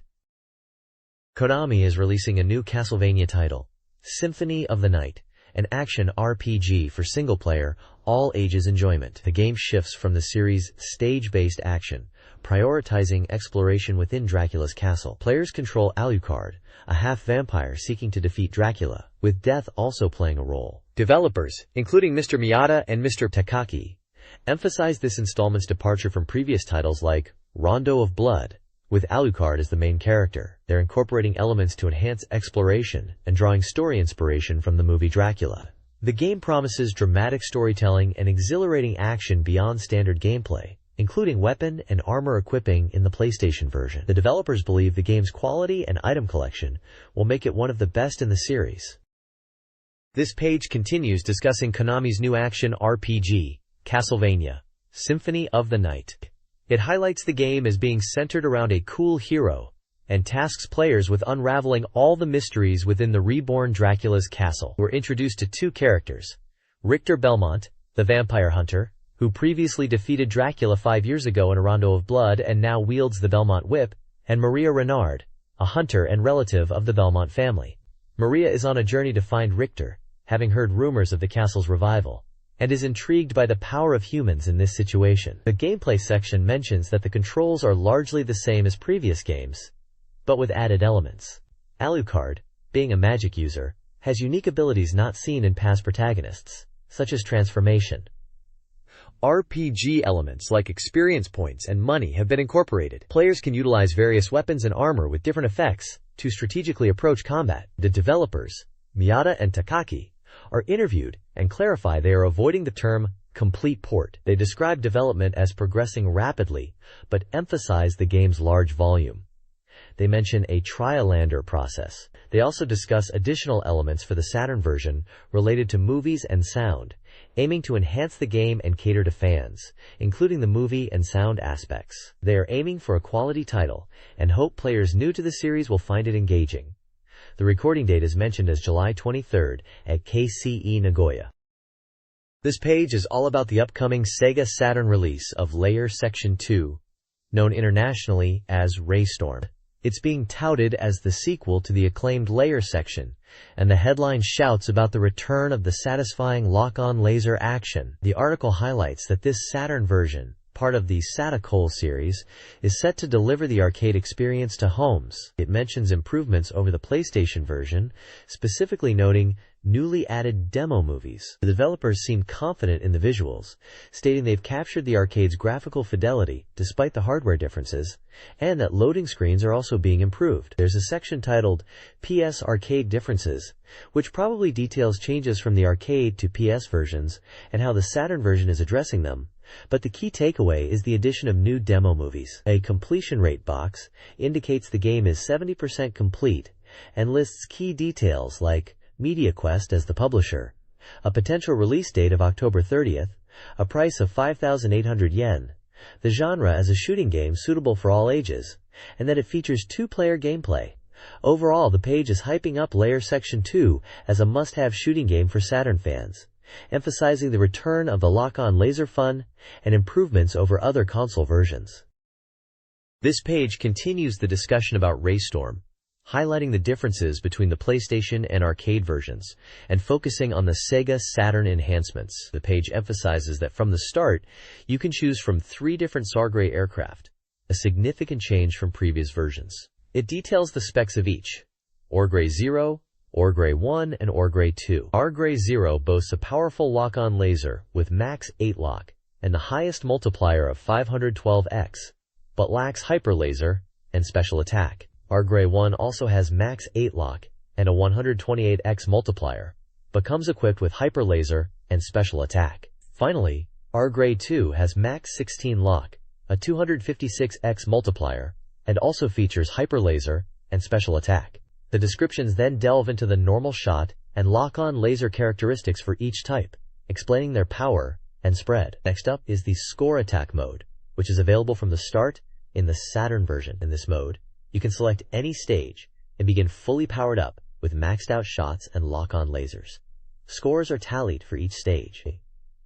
It also mentions that in the regular game mode, stage select becomes available after you clear stages, a feature improved from the PlayStation version. Finally, the page touches on the robust option settings in the Saturn version. These options are largely carried over from both the arcade and PlayStation versions, offering detailed difficulty settings and the ability to configure a special attack button, enhancing the gameplay customization. Raystorm's Stage 1, Albion du Urs, plunges players into a battle against the Caesarian colonial planet independent organization. Players pilot Sargray fighters, navigating elevated highways and battling tough enemies, including the Area Su bombardment aircraft and Gorgon Fion. The stage culminates in a battle against Pendragon, a land-based battleship, utilizing attacks like homing missiles, particle cannons, and directional lasers. Gameplay focuses on mastering the lock-on laser, a core mechanic. Players lock onto enemies to automatically attack, with lasers tracking targets even when they move. The hyper laser, a more potent version, is achieved by repeatedly targeting the same enemy, excluding Orgray 0. The special attack, a powerful screen-clearing move, is charged by using the lock-on laser, unleashing 32 blue lasers at all enemies. Raystorm's gameplay progresses through distinct stages, each with unique environments and challenging bosses. Stage 2, Old Gaul City, plunges players into a flooded European city, culminating in a battle against the air battleship Vercingetorix. Stage 3, Palmyra Valley, presents a river valley setting and repurposed humanoid weapons, leading to a fight with Zenobia, a transforming mobile weapon.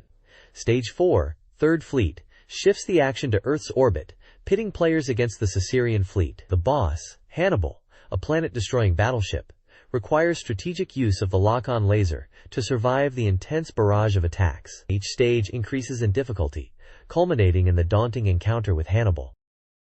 This page showcases a special report at 85% completion, focusing on the latest sound novel title called Machi, revealing that the fifth protagonist is a girl for the first time in the series. The game is set to be released on October 30th and will cost 5,800 yen for a 2-disc set. The focus of this installment is on the character Yoshiko Hosoi, a 20-year-old freighter, part-time worker. The scenario title is Thoughts of Losing Weight, and the story unfolds on October 11th during a fun date. Yoshiko is portrayed as someone who loves to eat, especially cake, but is not self-conscious about her weight. However, her boyfriend, Yoichi, suggests she's getting fat, leading her to start a desperate diet to avoid being dumped. The page details a scene where Yoshiko is enjoying cake on a date when Yoichi cruelly remarks about her weight, leading to a dramatic ultimatum: lose 20 kilos in 5 days and get down to 44 kilograms, or they are over. This sets the stage for Yoshiko's diet and the game's storyline. The article mentions this is all happening during a seemingly pleasant date at a cafe. The final verdict from her boyfriend is, "Let's end it," pushing Yoshiko to make a drastic decision about dieting. The next page delves deeper into Yoshiko's extreme dieting efforts in Machi. Remember Yoshiko from the previous page? Her boyfriend Yoshichi demanded she lose a whopping 20 kilograms in just 5 days. And this page shows the wild strategies she's trying to meet that impossible goal. It lays out 10 operations she's undertaking, ranging from basic stretching and aesthetic salon treatments to more bizarre methods. These include things like jogging wrapped in saran wrap, trying out diet foods, and even getting pressure point therapy from a self-proclaimed 120-year-old mysterious man. She's also tracking her weight with graphs, thinking about hypnotherapy, taking hot baths, using laxatives on the advice of a coworker, and trying sauna therapy. Throughout this dieting saga, Yoshiko encounters a cast of characters, like an esthetician, a diet food salesman, and that odd old man. It looks like Yoshiko is pulling out all the stops in her frantic attempt to lose weight and avoid being dumped by Yoichi. This page continues the story of Yoshiko and her extreme diet, showing how her focus on losing weight leads her to unintentionally interfere with other characters' storylines. It highlights several scenarios where Yoshiko pops up. First, there's Kojima Sanji's scenario, where Yoshiko bumps into him while he's on the run. Then, in Amemiya Kima's storyline, Yoshiko is depicted looking shocked at a weighing scale, perhaps believing it's a new type of bomb due to her diet obsession, making her overly sensitive about weight. Another scenario involves Sagiyama, who is scouting for actors. It seems Yoshiko, preoccupied with her diet, might unknowingly become involved in his scouting activities. There's also a section about Ichikawa Fumiyasu, who is developing a mysterious film, and Yoshiko seems to cross paths with him too, likely during her dieting adventures. The page also includes a staff interview where they discuss the game's development, and a character check section introducing Uyama Tanagoro, described as a 19-year-old college student who tries to pick up girls using a manual while walking in Shibuya. Overall, the page emphasizes how Yoshiko's dieting obsession becomes a central thread, connecting various comedic scenarios and characters within the game.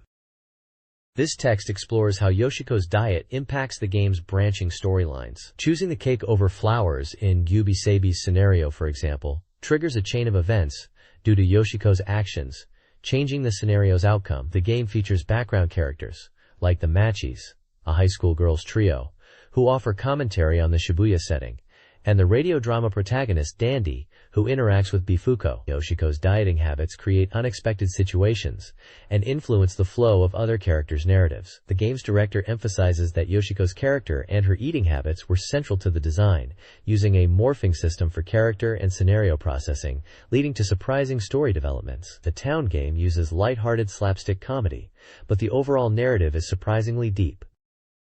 This page is all about Capcom's popular fighting game series, highlighting a dream collaboration, X-Men vs. Street Fighter. It's showcasing this title as part of Capcom's brand popularity in the fighting genre. The page emphasizes that the battle system is fundamentally based on Marvel's superheroes, but with added enhancements, described as a new system. It mentions fast-paced continuous combo systems, aerial raves, and super jumps, features from Street Fighter, and even dash moves that weren't in the original Street Fighter series. The article points out that even though it's based on Marvel superheroes, it's not just a simple copy, with many newly added systems making it a unique experience for both X-Men and Street Fighter fans. A big selling point is experiencing the game with a 4 MB RAM cartridge, described in large text as 4 Mega RAM experience. This cartridge promises to completely recreate the exhilarating, over-the-top action of X-Men and Street Fighter, with smooth controls and flashy, impactful visuals. The screenshots show in-game action with characters like Cyclops and Wolverine from the X-Men side, facing off against Street Fighter characters like Ryu and Ken, plus a glimpse of Akuma in action. It's promoting this crossover as the ultimate in-fighting game action, perfected by the new 4 MB RAM cartridge. X-Men vs. Street Fighter introduces a dynamic tag battle system, promising infinite strategy and infinite fun. Players strategically choose teams and switch characters mid-fight, creating 2-on-1 situations and gameplay akin to pro wrestling. This innovative system, built upon the foundation of Marvel superheroes, offers a fresh experience. The SEGA Saturn version requires a 4 MB RAM cartridge to faithfully recreate the arcade visuals and smooth action. This extra memory handles the larger data demands of tag battles and enhanced graphics. The screenshots showcase tag team gameplay, with characters like Rogue, Chun-Li, Sabretooth, and Magneto. Special moves and combos from characters like Cyclops, Ryu, Ken, Cammy, and Akuma are also featured, suggesting an arcade-quality fighting experience at home. This page introduces Lupin III, Pyramid of the Wise Men, for the SEGA Saturn, described as a Phantom Thief action game. It's highlighted as a special report, noting the game is 30% complete and scheduled for release in December, with an undecided price. The page emphasizes the game reviving Lupin's signature humor, comical movements, and stylish spy action. The setting delves into a backstory involving Atlantis, an ancient civilization that faced a global catastrophe, and the descendants of Atlanteans, the Merwa people, who are connected to the game's mystery and treasures. Character introductions. Lupin, the main protagonist and master thief. Daisuke Jigen, his reliable partner and sharpshooter. Goemon Ishikawa. X21, the swordsman. Fujiko Mine, the femme fatale. And Inspector Zenigata, the relentless police inspector pursuing Lupin. Screenshots showcase in-game visuals, including Lupin navigating pyramid-like environments and facing off against a giant scorpion. The page builds excitement for this new Lupin adventure on the SEGA Saturn, promising classic Lupin charm and action in an Atlantean mystery setting.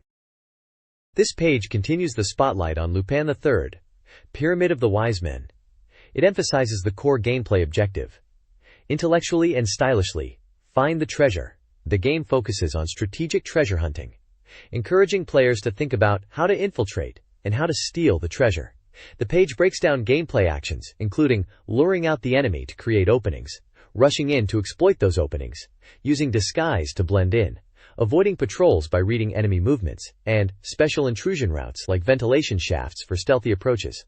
These actions highlight the game's focus on puzzle solving and stealth, typical of Lupin's heists. The text also mentions that the ancient ruins are full of various traps and security systems to protect the treasure. These include weight sensors, alarm systems, and surveillance cameras, all designed to detect intruders. Furthermore, enemies are described as using pseudo-eye and reacting to Lupin's footsteps and sounds, adding a layer of realistic stealth challenge. It seems the game is aiming to recreate the tension and excitement of a classic Lupin heist, blending action with strategic thinking. The page ends with the phrase, "Welcome, come and get the treasure," an image of Lupin, further hyping up the treasure hunting aspect. This page is all about educational computers, focusing on Apple's eMate 300. The article discusses the qualities of educational computers needed today, mentioning how Apple is strong in creative fields like design, publishing, and education. It highlights Apple's history in education with the Apple II and Macintosh, noting their significant market share in schools. The article points out that older machines like the Apple II are becoming outdated for modern education, and that there's a need for new educational computers. It introduces the eMate 300 as Apple's answer to this, designed to be fun and beautiful for education. It's mentioned to be different from Macs and Windows machines, based on the Newton OS. A system like electronic paper and pen, the eMate 300 allows input with a pen for writing and sketching, with handwriting recognition capabilities. It also features a keyboard for typing practice. The design is emphasized as being as impressive as the system itself, described as a skeleton type with a transparent body, twice as thick as a normal laptop for durability. It is priced under $800. Interestingly, the page also mentions Fujifilm's DS10 skeleton blue digital camera, limited to 3,000 units, which is being released around the same time, but is noted as unrelated to the eMate 300, and targeted at adults rather than children. This Dream Access Reader Submission Corner features various reader contributions. Suketo laments their declining fighting game skills, and plans to build muscle to improve their postcard submission chances. Readers discuss topics like Pachinko, Demon God Z, the PlayStation Magazine, Cash and S, horse racing games, Bantaline, a game release, Lark, accidentally falling asleep while writing, Yoka, and waking up with their pants off, Great Chabudai. Other readers offer encouragement, Sea Demon, miss their hometown, Cosmaru, and worry about recognition, Crazy G. The Troubled Back Animal comics section showcases common gamer frustrations. Finally, the Sega section discusses Sega karaoke sets, questioning Sega's involvement in karaoke despite being a game company. This page is a section called SEGA Saturn Users Conference 97, dedicated to reader feedback and opinions concerning the Sega Saturn. One reader, from Saitama, expresses their fondness for the Saturn due to its diverse game library and hardware. While critiquing Dead or Alive on PlayStation, they advocate for balanced game development, suggesting games should be available across platforms rather than being exclusive. Another reader, from Miyagi, questions the definition of core and light gamers, reflecting on their own entry into gaming with the Mega Drive and their preference for action and shooting games. A third reader, from Chiba, discusses network RPGs and expresses a desire for console RPGs that focus on single-player character experiences. The page also features a good game recommendation for Snatcher, praised by a Tokyo-based reader as a must-play. They highlight Hideo Kojima's work, referencing Policenauts and Metal Gear Solid, and emphasize the game's detailed world, compelling story, and characters, suggesting its value transcends its older graphics. The consultation corner offers humorous snippets, mentioning analog turntables, cosplay, motion capture horse racing games, and a cool bearded character unseen since Fighting Vipers, ending with a mention of Pepsiman and a comment about insufficient love. Finally, at the bottom, there are reader-submitted illustrations with captions like, "I am pro wrestling," "Cool beard," "My turn is next," and "Going Gan Seat." These seem to be light-hearted and quirky illustrations inspired by gaming culture. This reader magazine features a blend of community contributions and editorial content. Excellent Strategy Method offers humorous gaming tips, including deleting game saves to rediscover enjoyment, sending postcards to developers, and practicing breath-holding during tense moments. The Industry Detective Club section is revamped, with changes to scoring, prizes, and content, starting with the 8/20 issue. Readers are encouraged to submit questions. Dream Access Comic DA reflects on the popularity of variety shows. Gasquet Shrine provides lighthearted advice. Yearning Release Ear features reader dreams and anxieties, including recurring dreams about a character fixing wooden clogs. One reader shares their monthly bookstore visit for their favorite magazine. The magazine is also filled with reader-submitted comic strips and illustrations. This page showcases reader submissions and magazine content. In the This Week's Best One section, one review praises Devil Summoner, Soul Hackers, noting its well-executed elements and timing. Another review features art of a girl in a Last Bronx jacket, and there are two more Last Bronx-themed illustrations reviewed, one with a girl holding scissors. The Dream Museum section is announced as the final edition, but reassures readers that popular corners like illustrations and comic strips will continue. They specifically mention upcoming features on Sentimental Graffiti, Silhouette Mirage, and Sakura Wars 2. They encourage reader submissions for these sections. This week's Gasquet Prize World highlights reader art, inspired by Thunder Force V, with one reviewer impressed by the shooter's visuals. Another artwork featuring a stylized face with "This is cool" written on the forehead is also reviewed. The program information section details submission guidelines for reader content, specifying postcard size, paper type, and the use of black ink only, prohibiting pencil and colored inks. The apology and correction section addresses an error in a previous issue concerning a name in a sound novel article. Finally, the page provides the mailing address for reader submissions. This page is an advertisement for Tokyo Game Designer Academy and its sister schools in Nagoya and Osaka. It's promoting their game creator courses, spanning from 1 to 3 years and covering various disciplines like game design, game art, 3D graphics and motion, game planning and scenario writing, game reviewing and magazines, sound creation, and game design programming. Courses run from Monday to Saturday, 10 a.m. to 4 p.m. They offer comprehensive training from foundational skills to advanced techniques, catering to different career paths in the game industry. There are also correspondence courses available, focusing on basic and assembler game programming, game design, sound creation, and sound composing. The advert mentions school tours are available for April 1998 entrants. It emphasizes the school's popularity and success, boasting about being Japan's largest game creator school, with 1,300 students enrolling at the Tokyo campus in 1997. Contact information is provided for Tokyo, Nagoya, and Osaka campuses if you are interested in becoming a game creator. Get ready for Saturn Day events, held every third Sunday.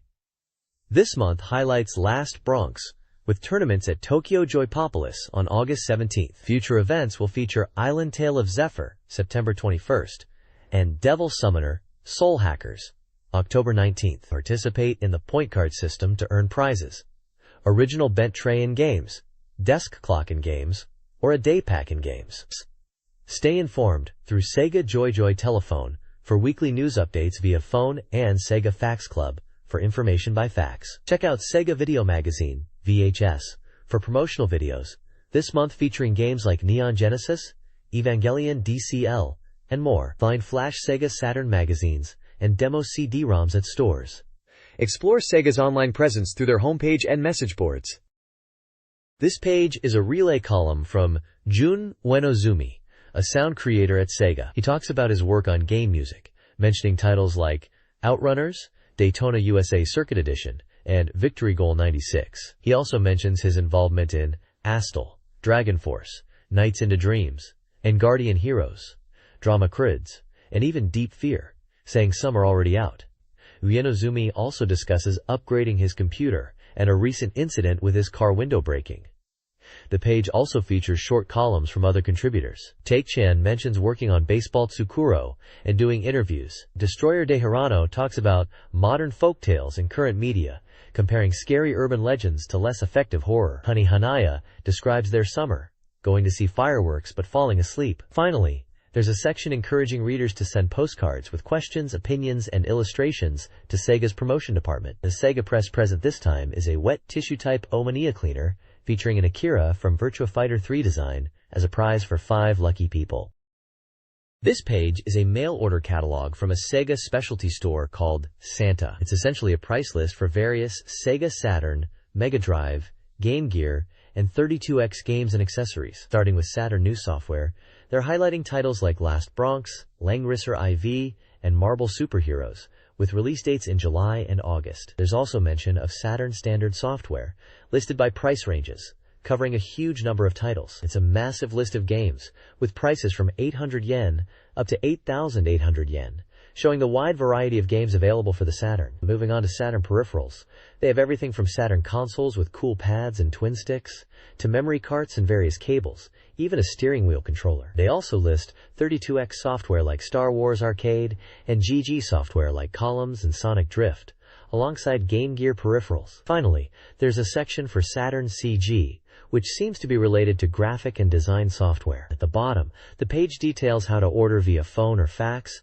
payment methods like cash on delivery or bank transfer, and shipping information, including extra charges for deliveries to Hokkaido, Kyushu, and Okinawa. It seems like a comprehensive guide for ordering games and accessories back in the day.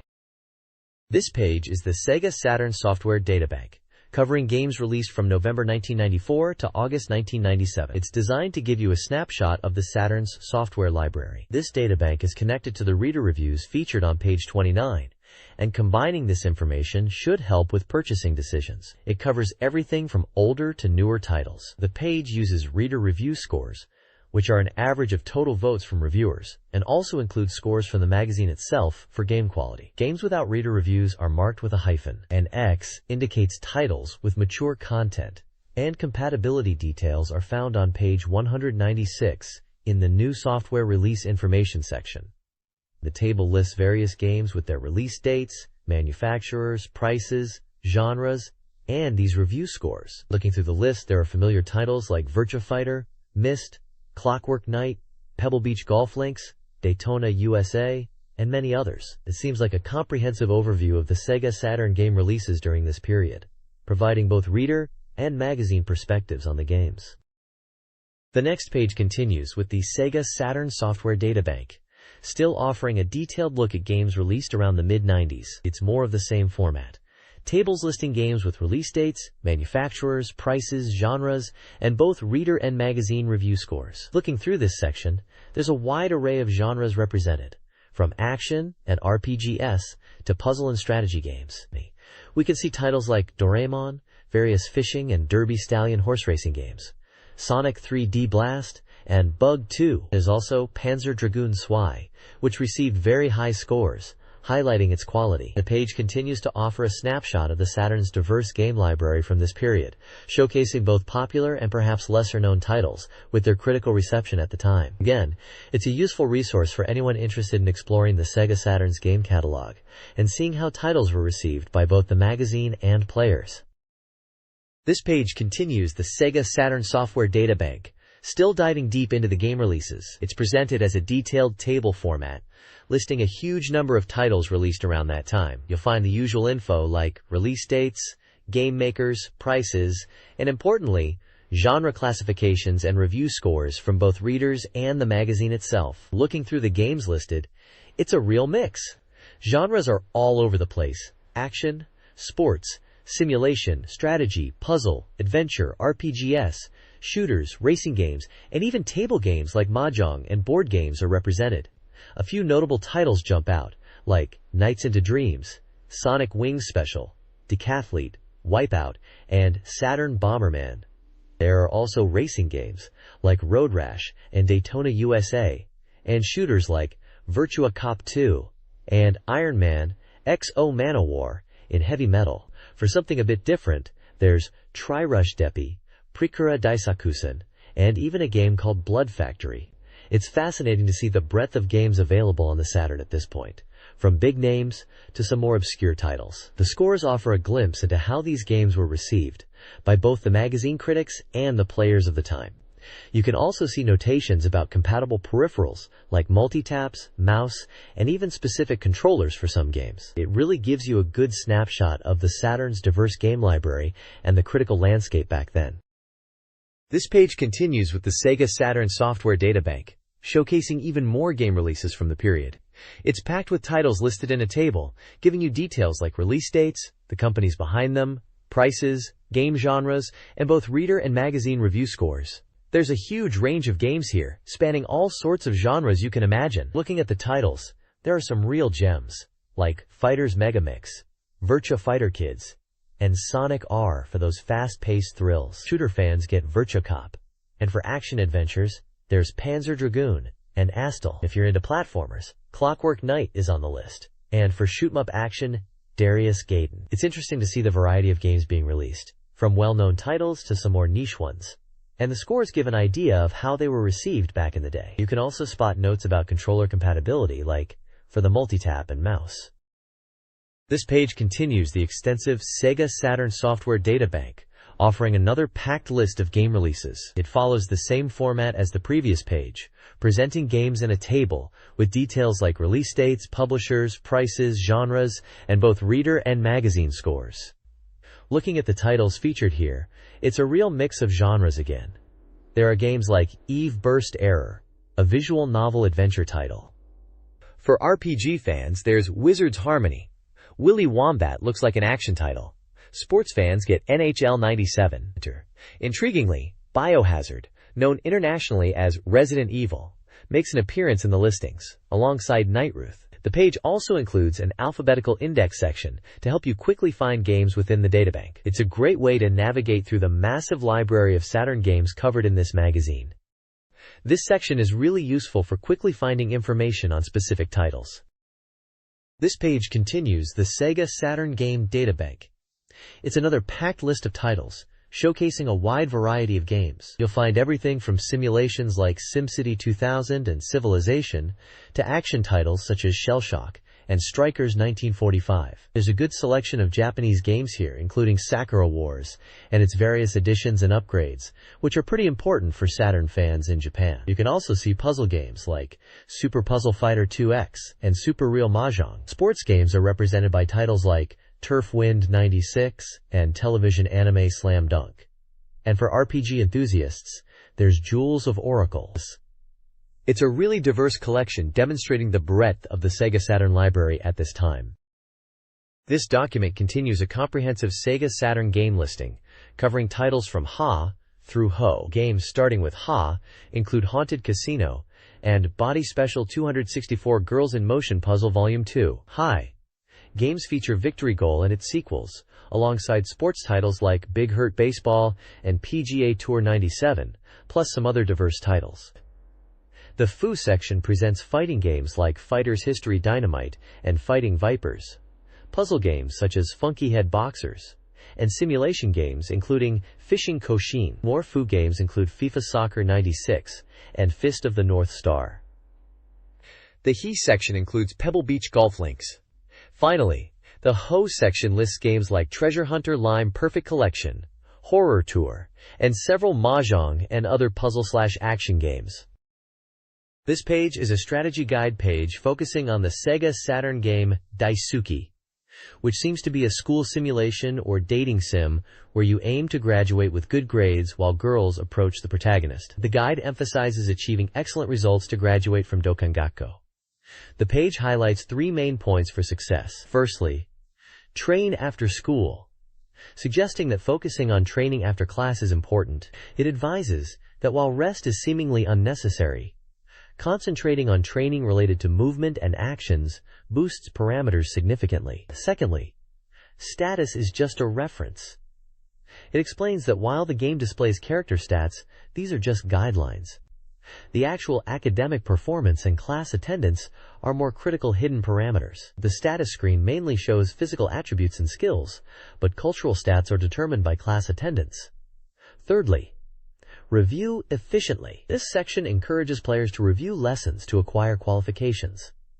It mentions that by accumulating qualifications, players can progress smoothly. Becoming a pilot is mentioned as a goal achievable through qualification acquisition. Finally, there's a table titled Minimum Attendance Table for acquiring all qualifications. This table lists general and specialized subjects, along with the minimum number of attendances required for each. This table seems to be a guide to help players plan their class attendance to obtain all qualifications in the game. This guide provides strategies for Daisuki, focusing on exam performance, minigames, and events. To avoid expulsion, players must maintain passing grades, C or better, on exams. Analyzing schedules, identifying weak subjects, and utilizing the winter break for improvement are key. Minigames are crucial. The Air Combat Skill Test and Shooting Skill Test offer opportunities for skill development. Aiming for an A rank in air combat and full hits in shooting is advised. The game features 4 event types: normal, dating-related; special, condition-based endings; forced, school and relationship events; and confession, girls' confession, based on event and academic success. A table details key events throughout the game, including the sports festival and Christmas party. Another table highlights forced events, emphasizing that later appearing girls require more effort. Players are encouraged to choose date dialogue options thoughtfully to avoid negative outcomes. This guide provides character-specific romance strategies, emphasizing the Daisuki gauge, affection, and the importance of dates and shared events. Difficulty levels dictate requirements. Difficulty C characters include Sugita Midori, pilot qualifications, high air combat rank, Daisuki gauge 6+, Shigesawa Akane, pilot qualifications, high air combat rank, Daisuki gauge 7+, 5+ dates. Mina Rouge Gabreski, pilot qualifications, shooting contest placement, C-rank air combat, Daisuke gauge 8+, 5+ dates. And Biscuit Bongo, technical qualifications, combat skill wins, C-rank air combat, Daisuke gauge 6+, 6+ specific events, marquee moments. Difficulty B features Ran Ruri, requiring naval pilot qualifications, high air combat rank, a Daisuke gauge of 7+, and 5+ dates. Events include early befriending and key dates. This guide details romance strategies for a game, focusing on female characters ranked by difficulty. Difficulty B includes Chrome and Gold Mackenbell, requiring specific affection adjustments, event triggers, like physical training or reading, and pilot qualifications, aiming for high Daisuke gauges and dates. Difficulty A features Seychelles Marseille, emphasizing athletic competition wins, specific qualifications, and a higher Daisuke gauge. Difficulty A's focuses on Iena Mirdas, event-driven, with a focus on choices and competition wins, also aiming for a high Daisuke gauge and dates. Successfully romancing a girl unlocks her CGS. Interrupt Data offers mid-game saves with careful backing up. The guide also hints at a secret involving Myozotis, triggered by ignoring distressed calls, potentially revealing a connection to a character's past. The guide encourages exploration and different playstyles. The next page delves into the player development system of Gekitotsu Kushien, a baseball game. It breaks down the system into initial values, growth points, and new player levels, all determined by school level, match outcomes, and prior year's records. The page focuses on initial values and how school level and player grade influence player abilities. Schools are ranked from level 1 to 6 based on past tournament performances, and this level dictates the base stats for players in power, defense, and running. For example, a level 1 school starts with very low stats, while a level 6 school, considered top tier nationally, has significantly higher stats. Adding to this, a player's grade level 3rd, 2nd, or 1st year further modifies these stats, providing additional boosts or reductions depending on their seniority. Beyond school level and grade, the guide discusses individual strong players. Apparently, there's a 40% chance within each team for players to have unique strengths. These exceptional players are defined by having at least 2 of their power, defense, or running stats within a range of 100 to 200, or by exhibiting excellence in some way. The guide notes that some strong players might have exceptionally high power, but potentially lower defense, which could lead to errors in games, suggesting a trade-off in player strengths. This page continues to explain the player development in Gekitotsu Kushien. It details how growth points are earned in practice matches based on match results and in-game performance. You get more points for beating higher-level schools, ranging from +10 points for beating a same level or lower school to +80 for beating a school 3 levels above. Losing a match results in 10 points. There's also a breakdown of points earned during gameplay: +2 for a single hit, +5 for a 2-base hit, +8 for a 3-base hit, +11 for a home run, and +10 for a successful stolen base. Interestingly, a failed stolen base costs you 3 points. Moving on to new player levels, the page explains how the school's performance in the previous year impacts the quality of new recruits. Schools with better track records attract better players. The page includes a table showing how achievement points determine school rank, from level 1 at 0 points to level 6 for 701 points and above. It also lists how many achievement points are awarded for different tournament outcomes in summer and spring tournaments, as well as regional block tournaments. It looks like the points awarded in block tournaments are further adjusted based on the region, with some regions like Tokyo and Hokushinetsu having higher block standard values. This page continues the strategy guide for Gekitotsu Kushien, giving you tips on efficient player development. It emphasizes the importance of practice matches for growth, and details effective techniques to use during games. It mentions using pull-in techniques and exploiting batter positioning by throwing outside, then inside pitches to increase your chances of getting outs. The page also presents a nationwide strong school list, which is essentially a ranking of powerful high schools in the game, categorized by region. This list is designed to help you identify challenging opponents to play against in practice matches to maximize your growth points. It spans various regions from Hokkaido to Okinawa and lists numerous high schools within each region, like Kawagoe East and Okazaki High in Kanto, Seiko Gakuen, and Ishinomaki in Tohoku, and many more across other areas. It's a pretty comprehensive guide to the top teams to test your skills against in Gekitotsu Kushen. This page is an advertisement and mail order catalog from Creative Human for Saturn Software, shouting, "Hot information here! Super Robot Wars preview." It's packed with game news and sales info. On the left, you'll see previews for upcoming games like Super Robot Wars F, boasting about its massive robot roster and deep strategy, Silhouette Mirage, a stylish action game, and Desire, an adventure title with beautiful heroines. They are all listed with their release dates and pre-order prices. There's also a summer bargain section with discounted older games, and a Sakura Wars 2 release commemoration promotion, offering special goods and a calendar. Grandia fans get a treat with a trial version present campaign for a limited number of people. The right side is all about mail order. It lists phone and fax numbers for ordering, delivery fees, and highlights special membership deals like 5% off and free membership if you join now. There are tables listing August release new softs. Reservation accepted. Games for September like Street Fighter Collection, Roommate in Summer Vacation, and Princess Crown, along with prices. Another table lists recommended softs and hard parts, like controllers and memory cards with their prices. It's a comprehensive catalog for Saturn gamers looking to expand their collection or grab some new hardware. This page is a questionnaire and software/hardware catalog. It starts with instructions on how to fill out the survey postcard and examples of good and bad ways to answer. The survey itself asks about your gender, age, occupation, how many SEGA Saturn games you own, which computer game magazines you read, listing titles like Famitsu, GameWalker, and V-Jump, your thoughts on this issue of the magazine, why you buy game magazines in general, and when you send out survey postcards. It also asks about your current and planned hardware ownership and which software you'd like to buy in the future, up to 10 titles. Below the survey are 3 tables. The first lists articles in this issue, mentioning Landmark, Data Races, Sakura Wars 2 Radio Show, Pro Baseball Game Info, and other features. Table 2 is a hardware list, including things like the Sega Saturn console itself, both regular and with cartridge slot, Mega Drive, Super 32X, PlayStation, PC FX, Super Famicom, PC Engine, Neo Geo, Game Boy, Nintendo 64, PCs, and more.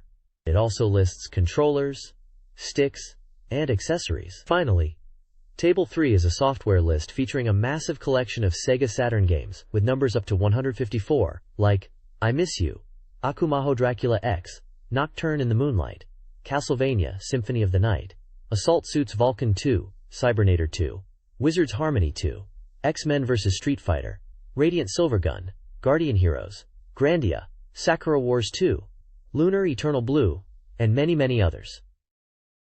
The page details a second-class Satamaga Kente, a mock proficiency test for SEGA Saturn magazine readers. This Turn Knowledge All Check exam, linked to the SEGA Saturn itself, aims to challenge readers' knowledge. A sample certificate showcases passing criteria, including knowledge, strength, and spirit, issued by the SEGA Saturn Magazine General Judgment Room. Instructions are provided for test takers. The test's purpose is highlighted, comparing its difficulty to rigorous national exams like law or accounting. Within the context of SEGA Saturn Magazine expertise, it encourages dedicated readers to embrace the challenge. An example of how to complete the answer sheet is also included. This page continues the SEGA Saturn Magazine's Real Skill Judgment Mock Test, designed to test readers' knowledge of the SEGA Saturn. It's titled Monthly Era, 94 October to 95 November, and sets a time limit of 108 minutes. The page presents multiple choice and fill-in-the-blank questions, focusing on SEGA Saturn and the magazine itself. Questions cover topics like the original name of SEGA Saturn Magazine, asking if it was Beep Mega Drive or Beep Mega Drive, the correct designation for Sega's AM2 Research and Development Group famous for Virtua Fighter, and even reader engagement stats, like the number of questionnaire respondents in the magazine's first issue. There are also questions testing knowledge of Sega's Saturn game and peripheral releases at launch, asking readers to identify titles and accessories not released concurrently with the console. Games like Myst, Gale Racer, Tama, and Wanchai Connection are listed as choices. Further questions delve into specific game details, such as identifying the 3D polygon shooting game series referred to as _______dragon, likely referring to Panzer Dragoon, and asking about the zone in Darius Gaiden, that is the sequel to Darius Outer Legend. A timeline at the bottom highlights key events from late 94 to 95, including the launch of SEGA Saturn magazine itself, the release of the SEGA Saturn console, and mentions of Virtua Fighter. It also touches upon news events of the time, providing a snapshot of the SEGA Saturn era.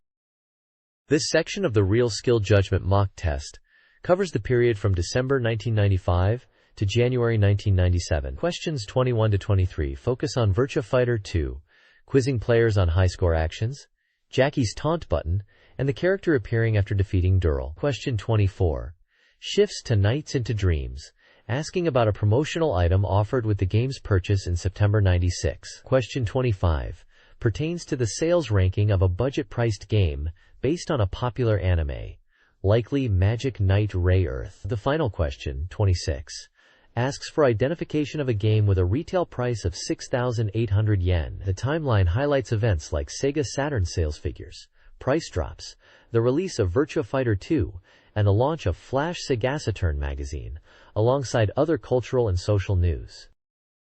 This page features a quiz section continuing from the previous page, testing knowledge about SEGA Saturn and its games. One section is a fill-in-the-blanks question about SEGA Saturn's success in 1995, mentioning magazine coverage and Virtua Fighter 2 sales.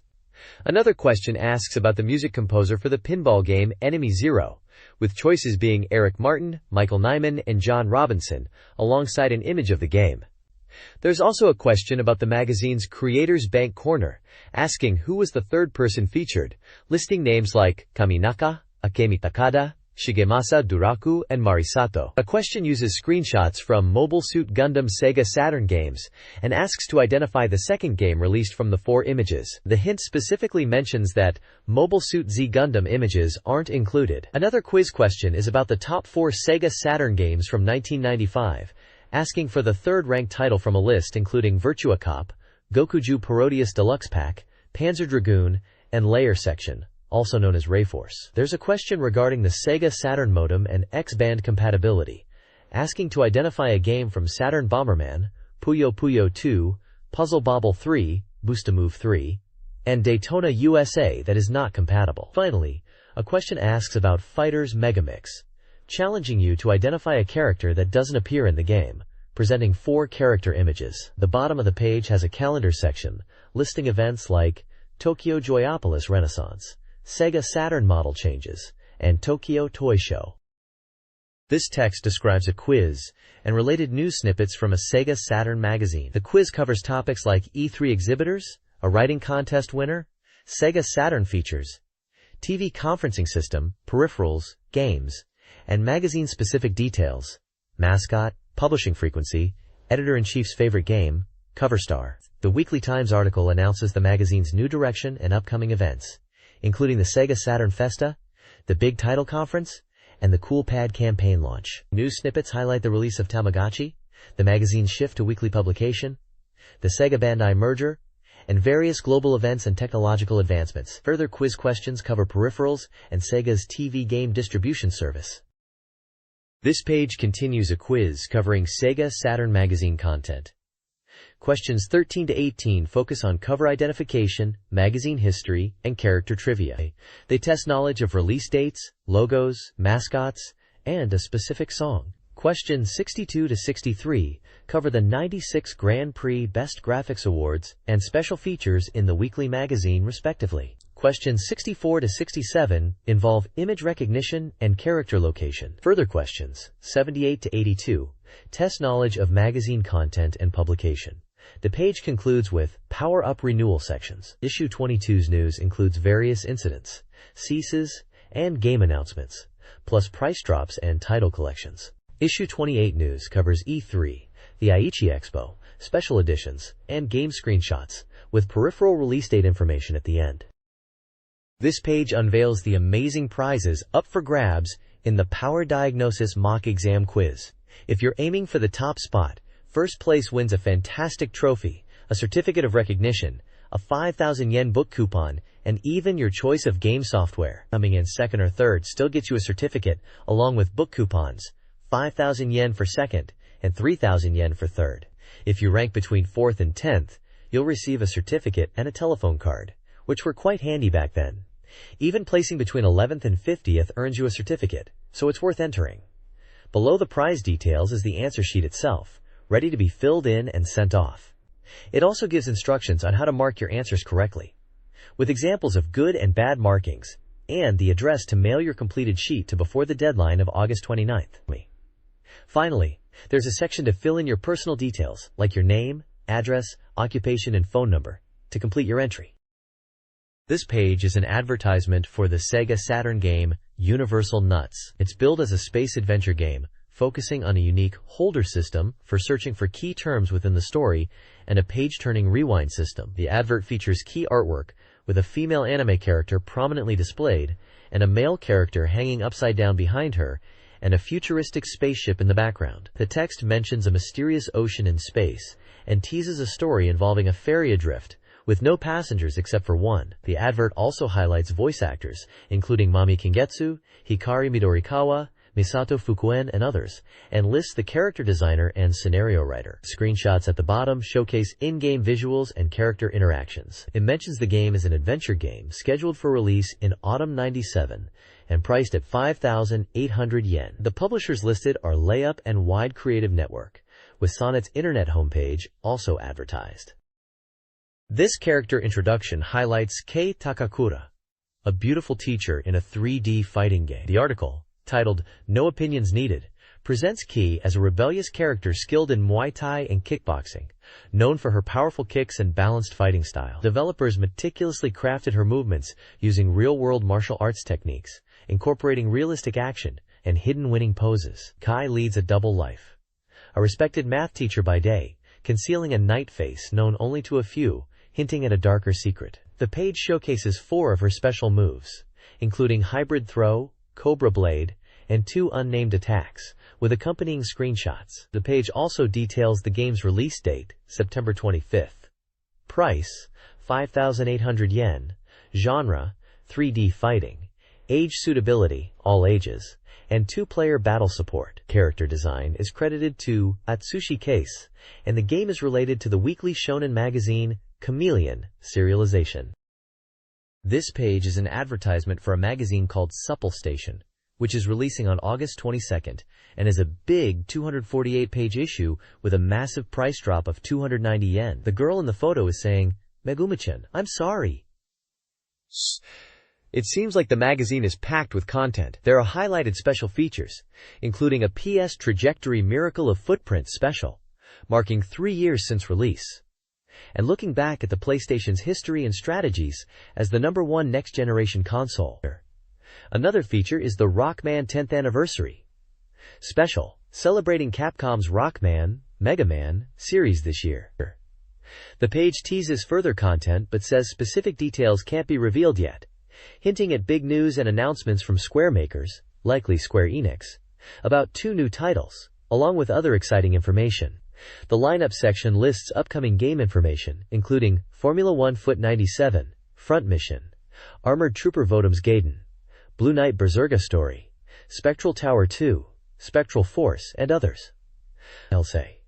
It also mentions Deep Dive Tactics covering Saga Frontier, Breath of Fire 2 Ins, Street Fighter 03, Radiant Silvergun, Silhouette Mirage, Final Fantasy Tactics, Dark Hunter Requiem, Fighter X plus Alpha, Gradius Gaiden, Dokusei 2, likely Tokimeki Memorial 2, and NASCAR Racing.